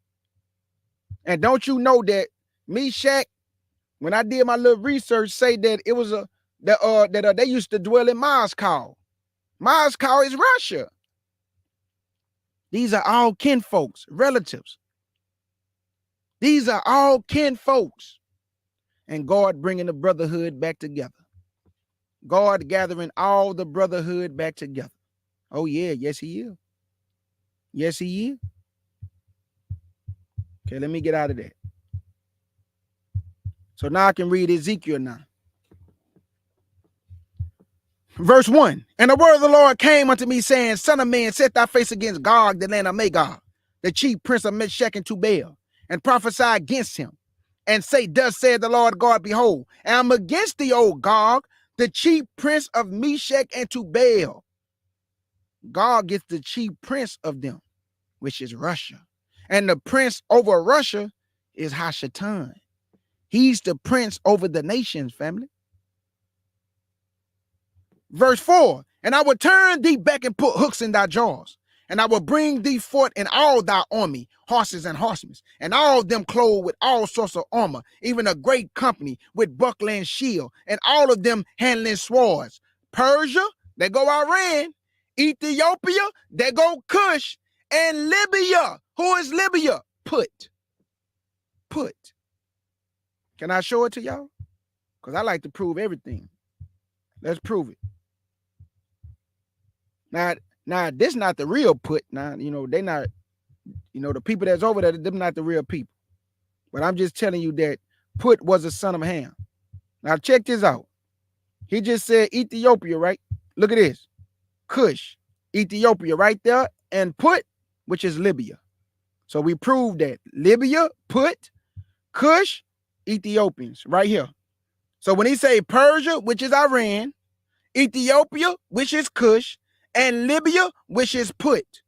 So we got that out the way, family. We got it out the way. That we know who they are. This was about to blow your mind. Look at where they coming from. And when you look at where Turkey at, They coming from the north, family. Let's go back. Let's go back. Let me stop. All right, verse 5. Persia, Iran, Ethiopia, Cush, and Libya put with them, and all them with shields and hammers. Hold up, God. You confusing me, big brother.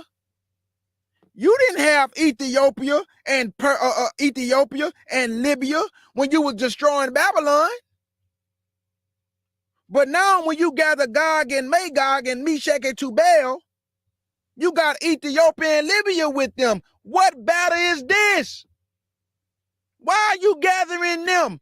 You done already destroyed everything. You sitting in Jerusalem. Why are you gathering Mescheh, Tubal, Gog and Magog, Ethiopia, and Put? Why are you doing that? We about to find out right now, family. Pay attention. Verse 6, Gomer and all his bands and the house of Togarmah of the north quarter. Go look at a map what I just showed you when they was all gathered together around Turkey. That's the north quarter. That's the north quarter. Verse 6, Gomer and all his bands, the house of Togarmah of the north quarter, and all his bands and many people with thee. Be thou prepared and prepare for thyself, thou and all thy company that are assembled unto thee, and be thou a guard unto them. After many days, thou should be visited. Listen, y'all. Listen. He used them to destroy Babylon. He gathered all the nations to the battle of Armageddon. He destroyed the nation, but you remember he let some of them escape to go and proclaim his fame to the nations. Isaiah 66 told you that.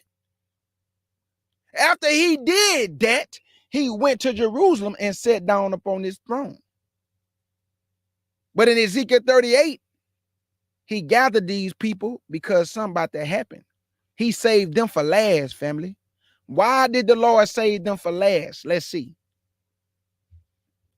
Verse 8, after many days thou should be visited in the latter years. Thou should come into the land that was bought back from the sword. Who is that, y'all? Who was bought back from the sword, family? Who was bought back from the sword, family? Us. Us. And is gathered out of many people against the mountains of Israel, which have always been waste.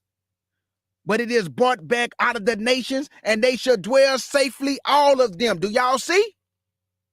The Lord did already gather you. You are dwelling safely in your land. And Gog and Magog and Mescheh and Tubal, Ethiopia with them, and Libya, which is Put, and Persia, which is Iran. He gathered all them to come up against you, family, while you was brought back from the sword. I thought this was the Jewish people. I thought this happened in 1948.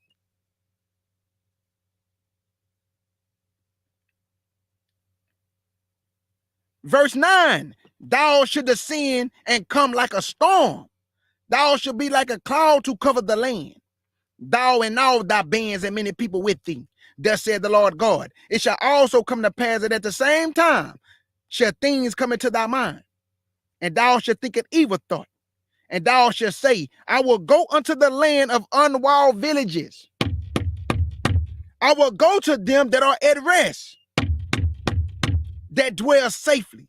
All of them dwelling without walls and having neither bars nor gate, to take a spoil and to take a prey, to turn thy hand upon the desolate places that are now inhabited. Man, why y'all be arguing with your brother K. Judah when I kept trying to tell you that our land is desolate, and God just told you that the land was always desolate, but now it's inhabited by us?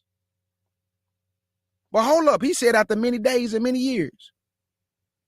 So this is after the Lord fought in the battle of Armageddon. The Lord is sitting on the throne. And he gathered these nations, which is Mescheh, Tubal, Magog and Gog, and Mescheh and Tubal, and Cush, and Libya, and Persia, to come and take a spoil. Y'all, hey, family, we was gathered. We was gathered. We dwelling safely. They try to come up against us, family. Look at what the Lord about to do, or the Most High. Verse 12. to take a spoil, to take a prey, to turn thy hand upon the desolate places that are now inhabited, and upon the people that are gathered out of the nations. This us, family. We gathered out of the nations. We gathered out of the nations, which have gotten cattle and goods that dwell in the midst of the land, Sheba and Dedan, and the merchants of Tarshish, with all the young lions thereof, shall say unto thee, art thou come to take a spoil? Hast thou gathered thy company to take a prey? To carry away silver and gold, to take away cattle and goods, to take a great spoil? Therefore, son of man, prophesy and say unto God, thus said the Lord God, in that day, when my people of Israel dwell safely, should thou not know it? Yep, they gonna know it. And thou shalt come from thy place out of the north parts. I can close the book. I'm done. Where did he just say they coming from? The north part, family. How many times I gotta keep reading the north quarter or the north part or the north? That's Russia and all his allies. You see, the Lord didn't mention China. He didn't mention them in this battle. He didn't mention them in this battle because we know that China was used to fight Babylon. He named them in here, though. He say Cush and Libya and Persia and Meshach and Tubal and Javan and Sheba and Dedan. They're going to ask them, are you come to take a spoil? Verse 16, and thou shalt come against my people of Israel as a cloud to cover the land. It shall be in the latter days, and I will bring thee against my land, that the heathen may know me, when I shall be sanctified in thee, O Gog, before their eyes. Thus said the Lord God, art thou he of whom I have spoken in old times, by my servants the prophets of Israel, which prophesied in those days and many years, that I will bring thee against them? When did he bring them against us? When we was brought back from the sword, when we was gathered out of captivity. The Lord bought them. He bought them against us. This is us in Ezekiel 38. This is not no Jewish people. When was they gathered out of many nations? And if you have been gathered, why the Lord did not rain fire down yet on Gog and Magog in them, which is Russia and his kinfolk? That means you just talking. Because we the people of the book. Verse 18, and it shall come to pass at the same time when Gog shall come against the land of Israel, said the Lord God, that my fury shall come up in my face. For in my jealousy and in my fire and my wrath have I spoken. Surely in that day there shall be a great shaking in the land of Israel, so that the fishes of the sea and the fowls of the heaven and the beasts of the field and all creeping things that creep upon the earth and all the men that are upon the face of the earth shall shake in my presence. And the mountains shall be thrown down, and the steep places shall fall, and every wall shall fall to the ground. And I will call a sword against him throughout all my mountains. Oh, so this means that, Yahshua, you got to be on the earth because you said around your mountain, because you're not going to gather Israel until you come back. So once you came back, you gathered us, and we was dwelling safely. And we was eating good. And you gathered Gog and Magog and all his kinfolk. And they try to come and take a spoil. And your fury came in your face. And you was hot. And you said this. Thus said the Lord God, every man's sword shall be against his brother. And I will plead against him with pestilence and with blood. And I will rain upon him and upon his bands, and upon the many people that are with him, an overflowing rain and great hailstone, fire and brimstones. Thus will I magnify myself and sanctify myself, and I will be known in the eyes of many nations, and they shall know that I am the Lord. Y'all heard that? This is Ezekiel 38, family. This is when you are brought back from the sword. This is when you are brought back by the sword. Y'all see this? Now go right over to Ezekiel 39, and then I'm going to go to Revelations, and this is going to be it. Ezekiel 39, now he say he going to rain fire, brimstones, and hell. I will show you the time frame and this is going to happen. Ezekiel 39, verse 1 through 6, and it reads, Therefore thou, son of man, prophesy against God, and say, Thus said the Lord God, Behold, I am against thee, O God, the chief prince of Meshech and Tubal, and I will turn thee back, and leave but a sixth part of thee, and will cause thee to come up from the north parts. There it go again. Come on, y'all. Somebody talk to me. There it go again, the north parts, or the north quarters. How many times we got to read it, family? They coming from the north. He going to leave a sixth part. And I'm going to show you why. Why did he leave some alive? You about to find out why.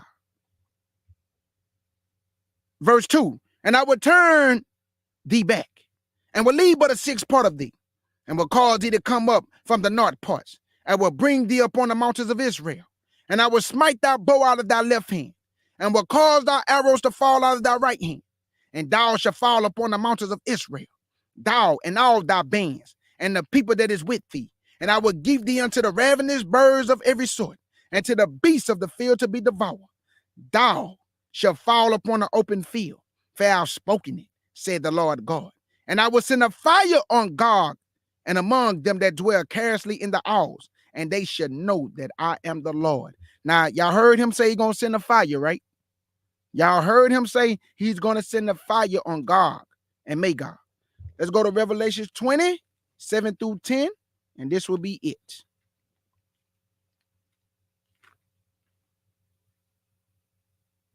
So you got the battle of World War III. That's Eastern Europe fighting Western Europe. Then you got the battle of Armageddon, where Yahshua going to take down the nations. And then you got the last battle that I'm about to read in Revelation 20. This is when the Most High going to intervene. Let's deal with it. So you got three battles. World War III, Battle of Armageddon, and the last battle when the Most High going to handle business on Gog and Magog. Let's get it, K. Judah. Revelations 20, verse 7 through 10. Here you go, family. And this will be last. I pray y'all got some understanding. Let me say this again so you can do your research. You got the last three battles that's going to take place. Eastern Europe fighting Western Europe. That's World War III. Battle of Armageddon is when Yahshua take down the nations in the Valley of Decision or the Valley of Megiddo or Megiddo. He's going to destroy the heathen, and the blood going to come up to the horse's bridle. Then the last battle, according to Ezekiel 38 and 39, I'm about to connect that with Revelation 20, 7 through 10. And this will be last. Here you go, family. Revelation 20 and verse 7 through 10. And it reads, and when the 1,000 years was expired, Satan should be loose out of his prison, and should go out to deceive the nations, which are in the four quarters of the earth, Gog and Magog. Hold up, Lord. I thought you rained down fire and brimstone. But family, we could not forget the part when he left a sixth part of them alive. We cannot forget the part, family, when he left a sixth part of them alive. So he didn't kill all of them. This is where you get them from right here, where Satan is going to be loose and go and deceive the nations. Look who he's still deceiving, Gog and Magog. Then we just read that in Ezekiel 38 and Ezekiel 39, this the connection to it. I'm going to read it right now. Pay attention to this. Verse 7 through 10 again. Verse 7 through 10 again. And when 1,000 years are expired, Satan should be loose out of his prison, and he should go out to deceive the nations, which are in the four quarters of the earth, Gog and Magog, to gather them together to the battle, to the number of whom is at the sand of the sea. And they went on the breadth of the earth, and can pass the camp of the saints. Where I just read that at, family. Ezekiel 38 and 39. You remember we was brought back from the sword. You remember we was dwelling safely without walls, without bars, unwalled villages. So he just said right here, they can pass the camp of the saints. What time frame is this? Ezekiel 38 and 39. So this ain't talking about no Jewish people. This is talking about when we be gathered and we be back home. Not them. Not them. Let me read that again for the people in the back, man. Verse 9. And they went up on the breadth of the earth and can pass the camp of the saints about and the beloved city. And fire came down from God out of heaven and devoured them. That's the last time. The Father rained down fire. So Ezekiel 38, Ezekiel 9, what did it say? I'm going to rain down fire and brimstone. And the Lord did it in Revelation 20, verse 10. Or verse 9. He did it in verse 9. And they went up the breadth of the earth and can pass the camp of the saints about and the beloved city. And fire came down from God out of heaven and devoured them. Devoured who? Gog and Magog. And once the Lord destroyed them, the earth will be at peace and the Father can come down with New Jerusalem. This was the last battle of all battles. World War III, Battle of Armageddon, and the Most High rained down fire on Gog and Magog because they tried to come up against our city. They tried to surround us. They tried to come and take a spoil. And the Most High Yah out of heaven rained down fire. So do anybody got any questions about what you heard here today? World War III will happen before the Battle of Armageddon. And immediately after the tribulation of those days, should the sun be darkened, the moon not going to give her light, and then shall appear the sign of the Son of Man. And then he going to gather his people. And the Lord is going to go and fight for Israel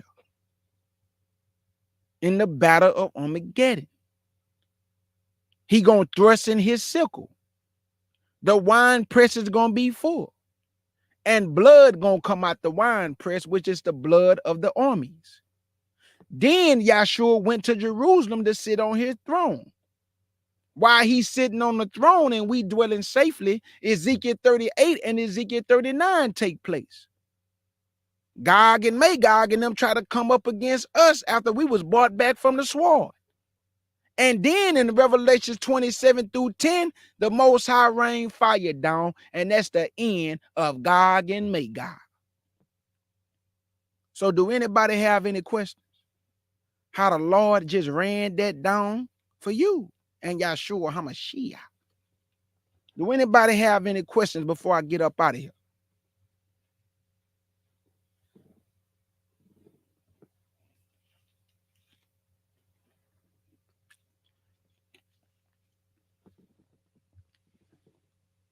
Do anybody have any questions before I get up out of here? Joel chapter 3 won't happen until immediately after the tribulation of those days. And at that same time, he gonna gather you, family. And they tell you that in Matthew chapter 24. Once the Lord is revealed, he sent his angels to gather you. Y'all remember? He said in Joel chapter 3, for behold, the days come when I will gather all nations. At that same time, I will gather Judah and Jerusalem. What same time? The time that he is revealed immediately after the tribulation of those days. So the point that I'm telling y'all is that the timelines are connected, family. Our job is to just put it together. Our job is to put the timelines together. Because the man of sin, he must be revealed. Nothing like all that 3.5 years won't happen until this man is revealed. And he has to sit in a temple and defile it. He has to say, I'm God. He has to, family. They have to do sacrifice in the so-called land of Israel. They have to, because the Bible said they're going to do sacrifice. And the son of perdition, he going to put an end to their sacrifice. And all hell going to break loose. All hell is going to break loose. So do anybody have any questions y'all want to ask before I go? I want to thank y'all, family. I pray somebody got some understanding. Any questions y'all may have, please feel free to ask. You know, if something confused you on the timeline, feel free to ask. But Ezekiel 38 and 39 will not happen until we are bought back from the sword. Let me say that again. Ezekiel 38 and 39 will not happen until we are bought back from the sword. And then in Revelations 20, Satan has to be loose to go deceive those nations that was left. Because you remember, he left a sixth part alive. So Satan went and deceived those nations in the four quarters, which is Gog and Magog. And they tried to surround the camp. And God rained fire down from heaven and destroyed them. Thank you, Chocolate. Thank you, my sister. Y'all brother be trying his best. I've been up all morning. I was putting all this together. But let me show y'all. I was putting all this together, family, this morning. I just want to prove some things and then I'm gone. Please let me do this because I like to prove things to my people. I thought Satan sitting in the temple was our heart. Mickey, yeah, what you mean, my brother? Talk to me. What you mean, my brother? All right, let me show y'all this, and I just want to prove what I said about Libya. We know those not the real people of the land, family, so when we saying these things like this, let me see. Y'all see where, see, it say occupying land to the west of Egypt. Libya is the only nation of Ezekiel's list that retained its ancient name today. It was founded by Put. So there you go, family. It was founded by Put. So when the Bible say Libya and Ethiopia, is Put, family. Put. So I just wanted to prove that. All right, do anybody else got any questions? I just wanted to prove that. Thank you, Positive. Thank y'all. Thank y'all, family. Yeah, I pray y'all got some understanding. Like I said, if y'all want to hit me up on email, please feel free to ask. Yeah, Mickey, yeah. I'm just trying to see what you mean, my brother.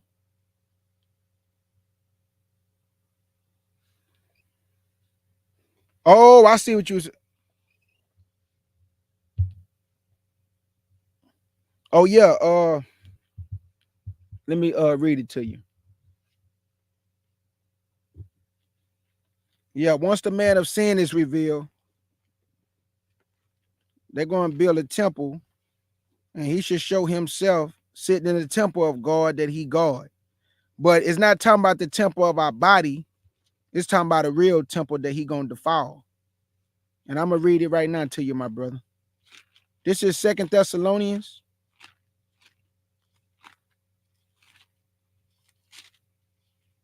And it's going to prove that the man of sin has to be revealed first.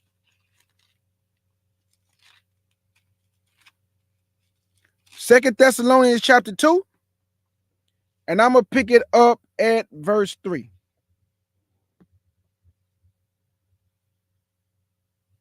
Oh, no, it's all good, my brother. It's all good. 2 Thessalonians chapter 2 and verse 3. Let no man deceive you by any means, for that day should not come except it come a falling away first, and that man of sin be revealed, the son of perdition. So he has to be revealed. Verse 4.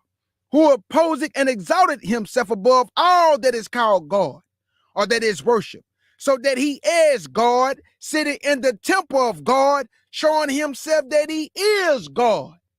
Now let me go to Revelations 11 just to prove they're going to actually build an actual temple. Revelations 11, verse 1 and 2. And then let's look at the time frame that he's going to rule. And let's see if we can all tie this into a time, and half a time. Revelations 11, verse 1 and 2, and it reads, and that was giving me a reed like unto a rod. And the angel stood saying, rise and measure the temple of God, and the altar, and them that worship therein. But the court, which is without the temple, leave out, and measure it not.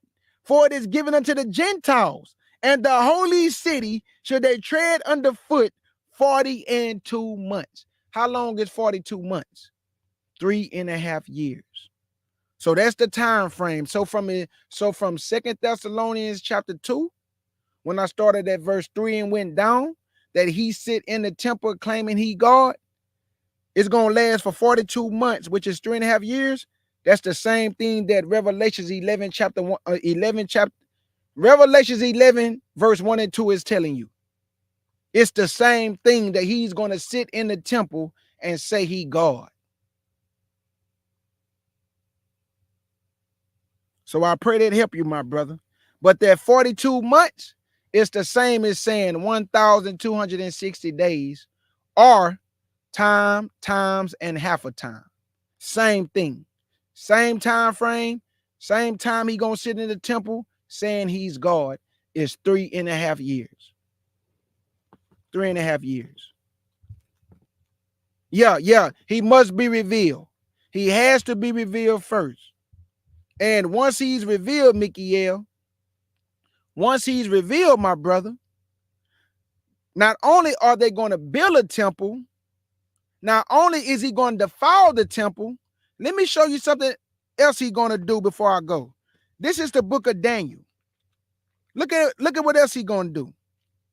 Because the Jewish people are trying to do sacrifice. They're trying to teach them how to sacrifice animals now. This is a part of prophecy. Daniel's.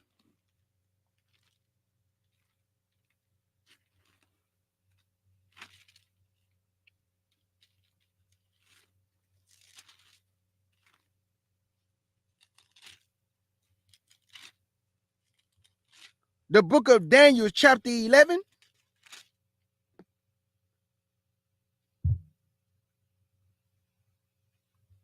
Nah, hold on.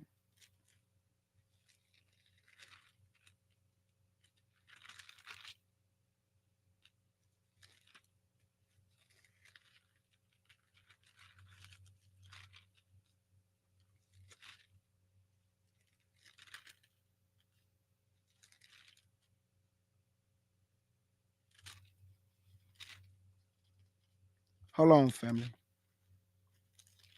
I just had it, so let me just get this.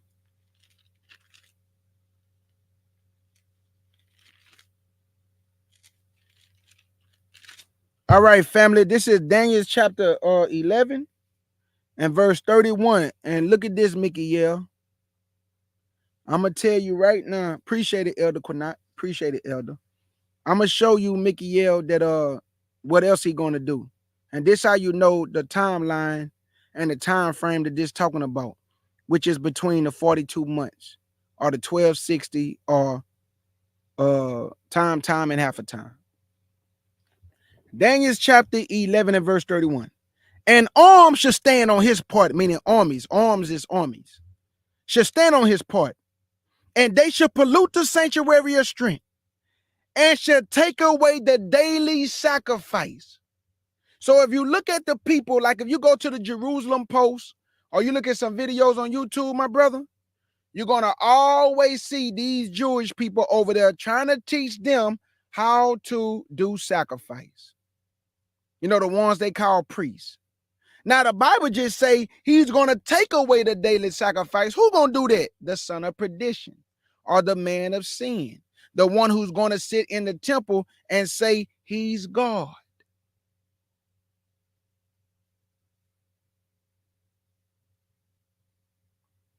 It would be better for you to ask questions instead of make statements. I be trying to tell y'all that. Don't say it. Listen to what I'm saying. What are you trying to say? Let me see where you're trying to go with this. If the Jewish people build a temple, that temple don't have nothing to do with a God or Yah. It would not be a temple of God. Did not the Bible say, family, sit in the temple as God, saying that he is God? Of course, it don't got nothing to do with God, but he's claiming to be God. And the world is going to go for it.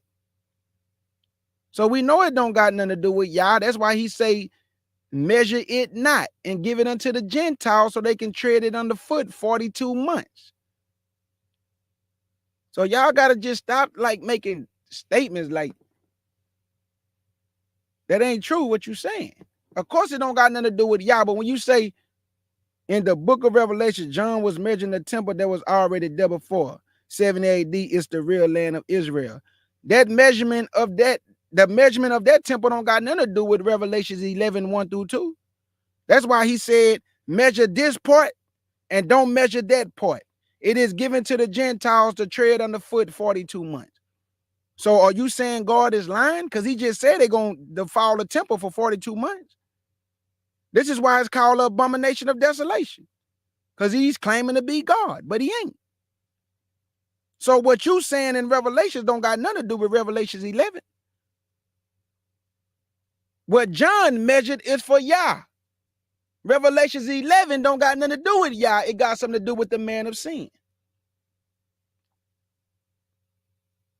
It just don't, like, look at it like this.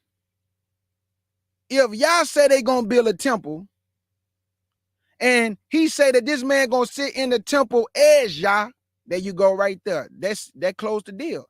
As Yah, not Yah, but as Yah.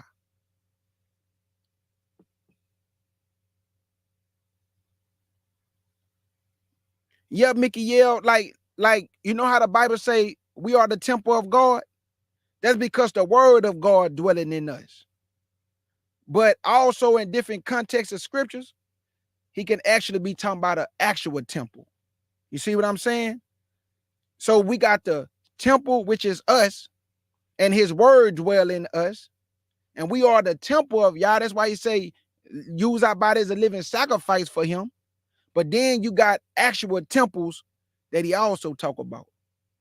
So the actual temple that he's going to sit on will be a temple as Yah, but not Yah. And people will go for this. All those who accept the mark of the beast, they gonna think this God. Why, K. Judah? Let me show you one reason why, then I'm gone, because I don't want this to be too long. Check this out. I don't want this to be too long, so I'm gonna leave after this, because I think 2:18 is enough. Let me show y'all why everybody gonna think this God. Let me show y'all. This is why they gonna think this God, family. Second Thessalonians chapter 2.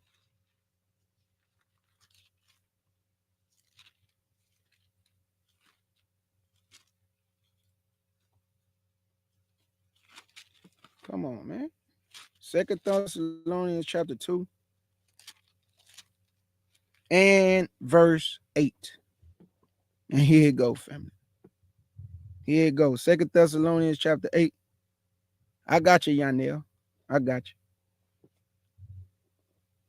I just be trying to get people like just slow down though, like, because it's better to just ask the question. Because most people come in my chat and they go, no, brother, you wrong. That ain't what that mean. Like this one brother came in my chat and say, man, y'all don't got no age accountability. And then I read it to him and he said, oh, my bad, brother. I told him, brother, don't just come in the chat doing that, brother. Slow down. Ask the question, brother. Because now you said he don't got no age accountability, and I read it to you. So it would just be better to say, brother, do God got an age accountability? And I would have just said, yeah, he do, brother, and I would have read it to him. But he came in here to my, God don't got no age accountability. No, man, that ain't in the scriptures. I said, yes, it is, brother. And I read it in the book of Numbers, chapter 15. I think it's 15 or 16. That all those people that murmured against Yah, from 20 years old and up, they died in that wilderness, man. Because at that age, you know what you're doing right from wrong. You know what you know.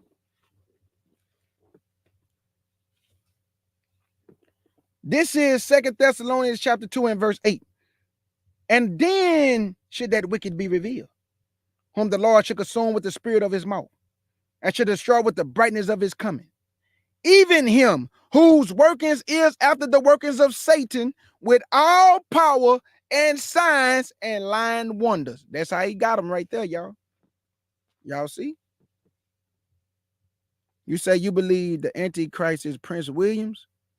Now the Antichrist is now I'm not trying to change your mind. I'm just telling you, according to the Bible, Yanel family, according to the scriptures, the man of sin is the Pope.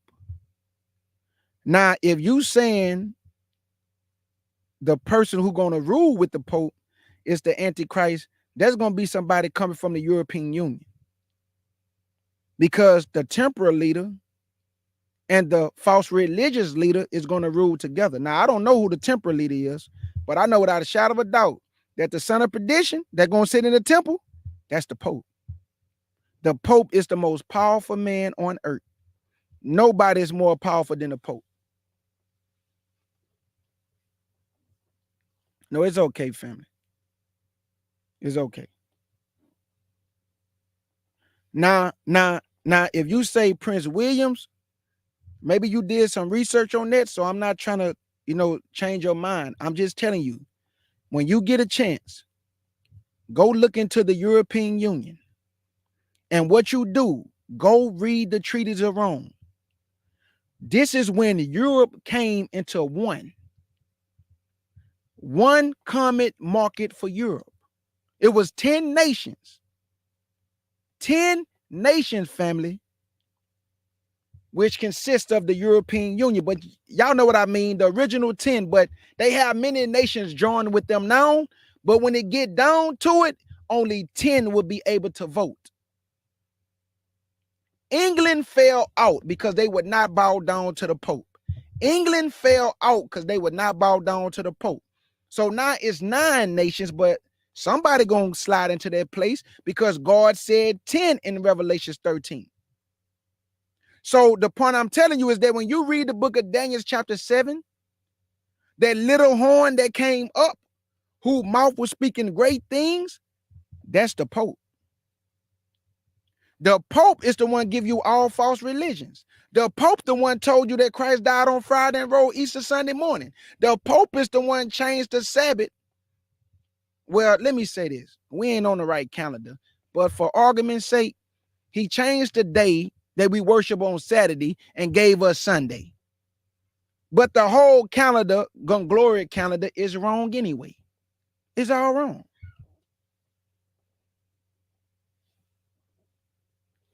Yanel, go, hold on. Yanel, the spirit is telling me to do this. Don't go nowhere. Let me show you this. I want to show you this. Thank you for staying here. I want to show you this. Let me bring it up in my files right quick. And I want you to see this. And then look, go do your research on this. Let me see. Okay, here we go. I'm gonna get this one for you. Okay, I'm gonna get this one. Let me get another one. I'm gonna get this one. Okay. And I will get one more for you. Let me see.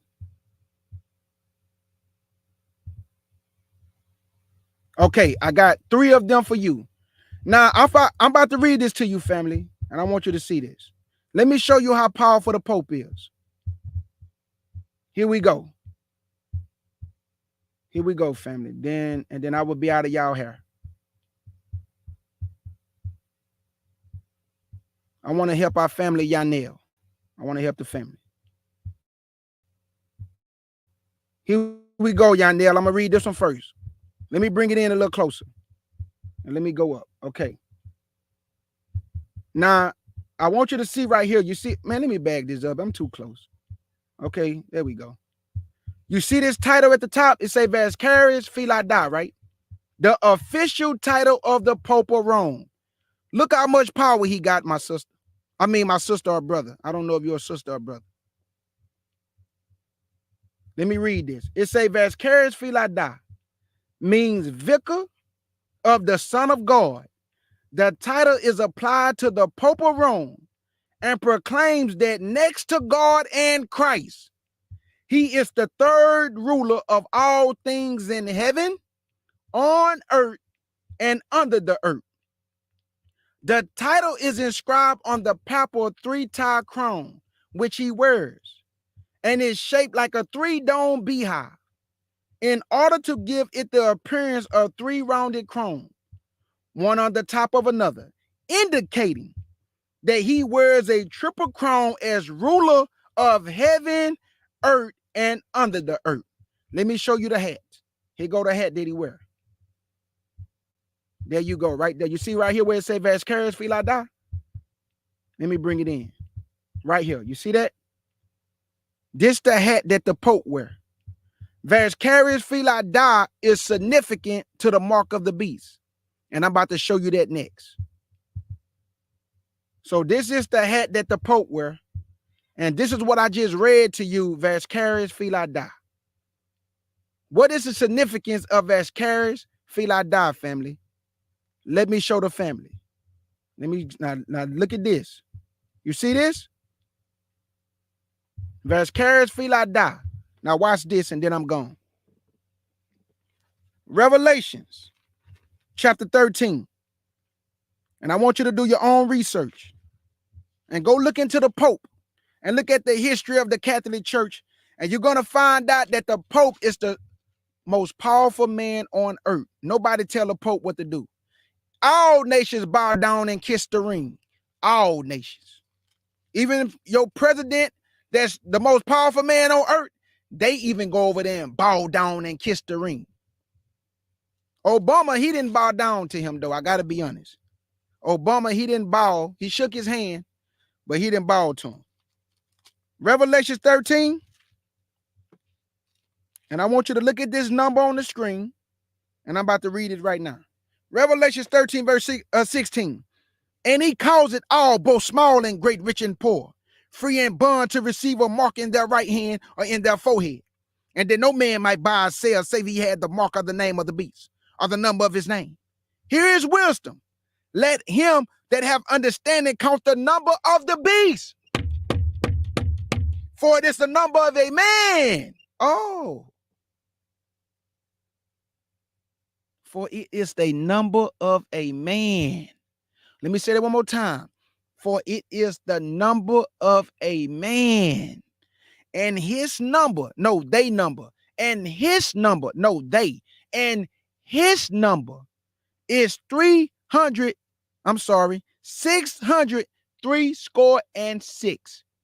Vascaris Filada, family. 666. This the office of the Pope. So when you hear people talk about America gonna give you the mark of the beast, no, they not. This man gonna give you the mark of the beast, which is the Pope.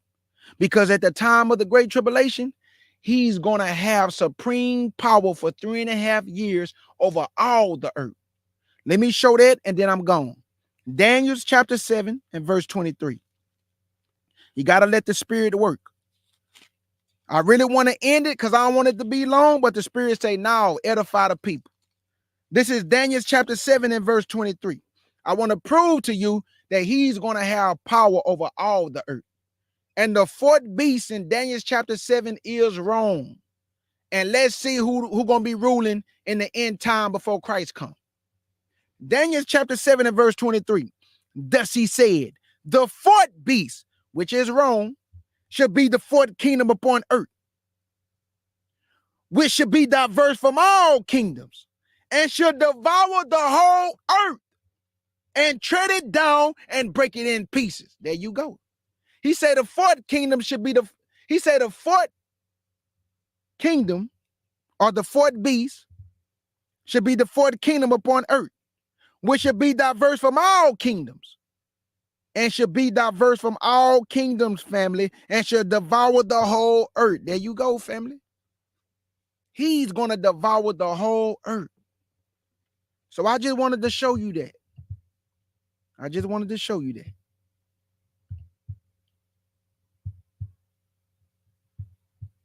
And now you can go do your own research, family. And that hat mean blasphemy. He's blasphemous.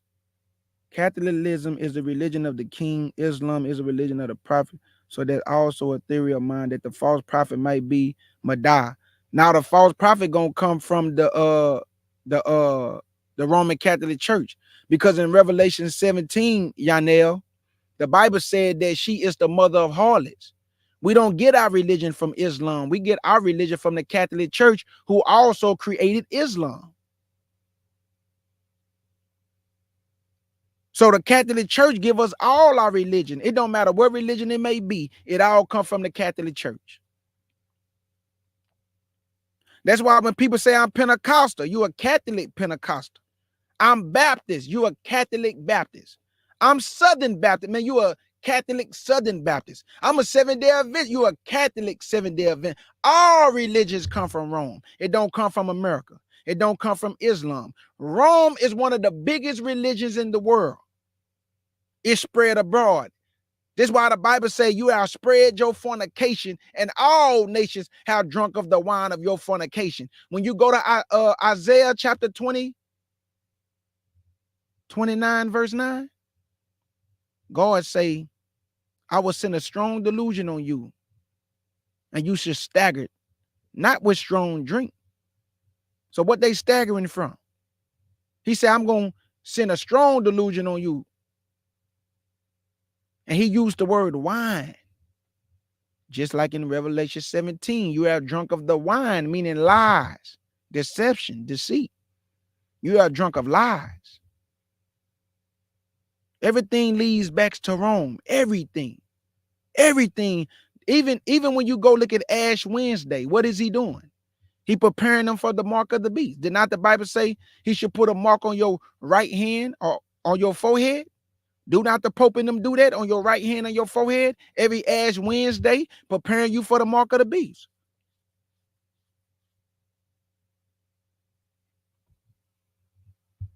They preparing the people, family. And as Israelites, like my favorite brother said, we don't have anything to do with religion.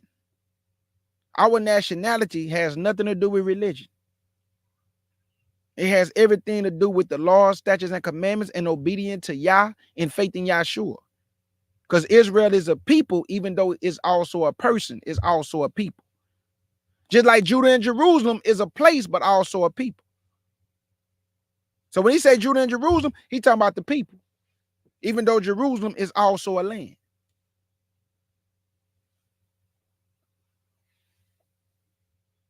So all I want to say is that it's impossible for the false prophet to come from Islam, because Islam had nothing to do with the beast of Daniel chapter 7, which was Babylon, Medes and the Persians, the Greeks, and then Rome.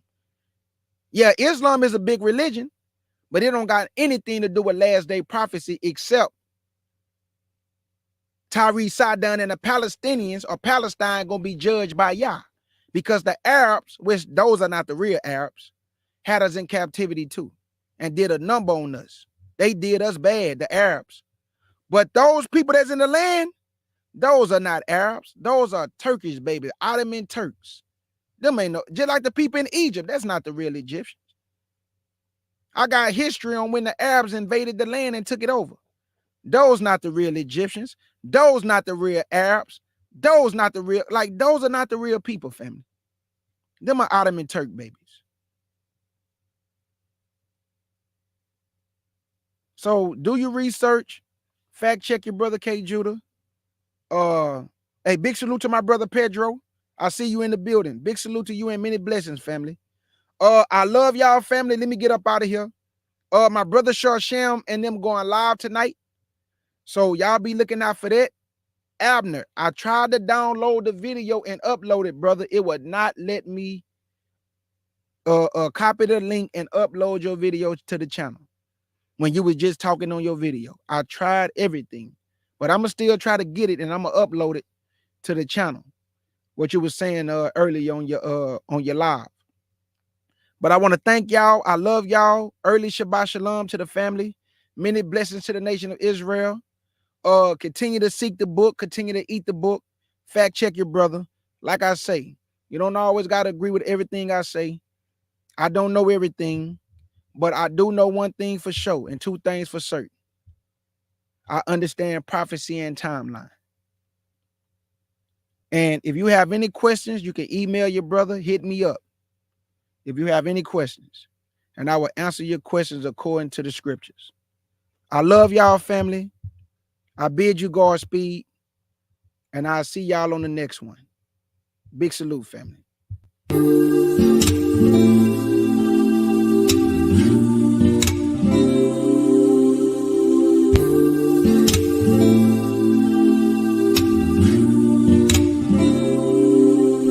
If I had to look you in the eyes, I don't think I could handle it. Tryna ask for it. It's not about me or my pride. I'm just tryna abandon it. Can't take a risk. Hands and knees shaking, voice nearly breaking, calling out your name. You know my heart and it's tearing me apart. I just hope you understand. Gotta fight myself each and every day. I keep getting in my own way. So if I fall before I'm taken, will you pick me up and tell me you gon' make it out? Tell me you gon' make it out. Tell me you gon' make it out.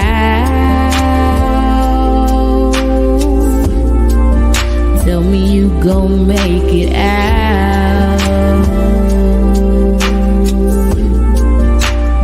You gon' make it out. Father, can you please forgive me? I ain't been my best. Father, please forgive me. Abba, can you heal my spirit? I'm in need of it. I know that I can handle this, been hurting and still I'm blessed. Time for strength. I'm done looking back, that's my old ways. I'll be moving on like a drag race. Take my hand, show me where the pathway. Fight myself each and every day. I keep getting in my own way. So if I fall before I'm taken, will you pick me up and tell me you gon' make it out? Tell me you gon' make it out. Tell me you gon' make it out. Tell me you gon' make it out. You gon' make it out. Yeah, you gon' make it out. Father, can you please forgive me? You gon' make it out. Can you heal my spirit? I'm in need. You gon' make it out. Can you please forgive me? You gon' make it out.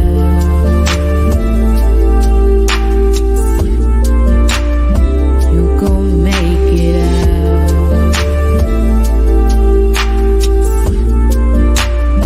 You gon' make it out.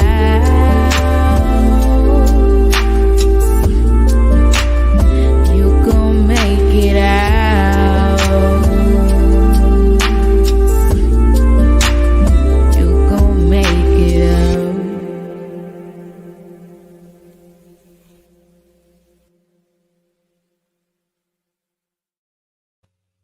Absolutely, Elder Quinat.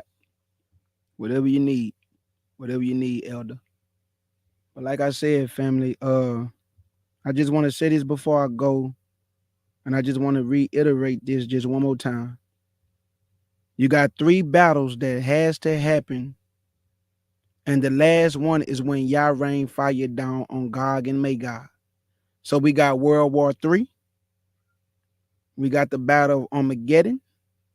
And then we got the one in Revelation chapter 20, verse 7 through 10. This is when Yah himself rained fire on Gog and Magog. And this will be it. Now remember, go back and read it for yourself. Ezekiel 38 and Ezekiel 39 is not talking about no Jewish people. It was when we was brought back from the sword. It was when we was gathered out of many nations. It is when we was gathered out of the four corners of the earth. Because when we are gathered, family, we're not going right home, family. You're going to the wilderness first. He's going to make you pass under the rod. He's going to purge out the rebels. And then when we go home, y'all, did you know that we're going to have to bury the dead bodies of the armies for 7 months and destroy their weapons for 7 years? Did y'all know that? So there's a lot that has to take place. A lot, family. So when I hear people saying, oh man, we only got like 1 more year, just stop it, family. Please stop. We don't got no 1 more year, man. Do I think we close to being gathered? Absolutely, according to prophecy. But y'all got to stop telling people, man, I think we only got a year left. I think we got 2 years left. Man, you ain't seen none of this stuff that's in that Bible happen yet that he say, hey, pay attention to this, pay attention to this, pay attention to this. When you see this, when you see that. I want to go home just like y'all. I'm tired of being here too. But I'm not finna be sitting up here just making up stuff though, just so that ain't gonna make the time go faster lying. That just gonna make me get a brick shower and whipsaw on my back from y'all. So no, I'm not, man, if you don't know something, don't tell the people stuff you don't know or you don't understand. We're not going home in no 2 years. And if I was you, do whatever y'all have to do not to go through the great tribulation. Do whatever y'all have to do not to go through the great tribulation. Let me say it one more time. Do whatever you have to do not to go through that great tribulation. Don't listen to nobody telling you, no, brother, you don't supposed to try to flee. Man, at the set time, when you see the abomination of desolation, when that man of sin be revealed, man, you better get up out of here. You better pray and ask Yah to get you up out of here. Because this man, the Bible say, he gonna destroy wonderfully. Man, how you destroy somebody wonderful, man? How do you destroy somebody wonderfully? That means this man is gonna do some damage. I'm talking worldwide damage. But you don't got nothing to fear. I'm not, you ain't got nothing to fear, Israel. You about to be delivered. You don't got nothing to be scared for.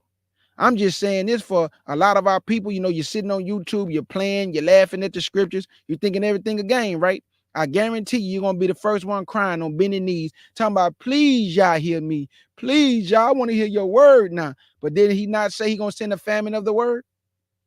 Not of bread and water? And you're going to be looking for it, but you won't be able to find it. Because our people play too much. You think everything a game until it's not a game. Until the room get dark. And it get gloomy, and you looking, and you can't even find the door. Man, y'all better stop playing, man. In the words of my beloved sister August Dreams. Thank y'all for coming to the Lion's Den with the CUC family, the FOPE family, and now all my beloved brothers and sisters in the chat. Let's get it.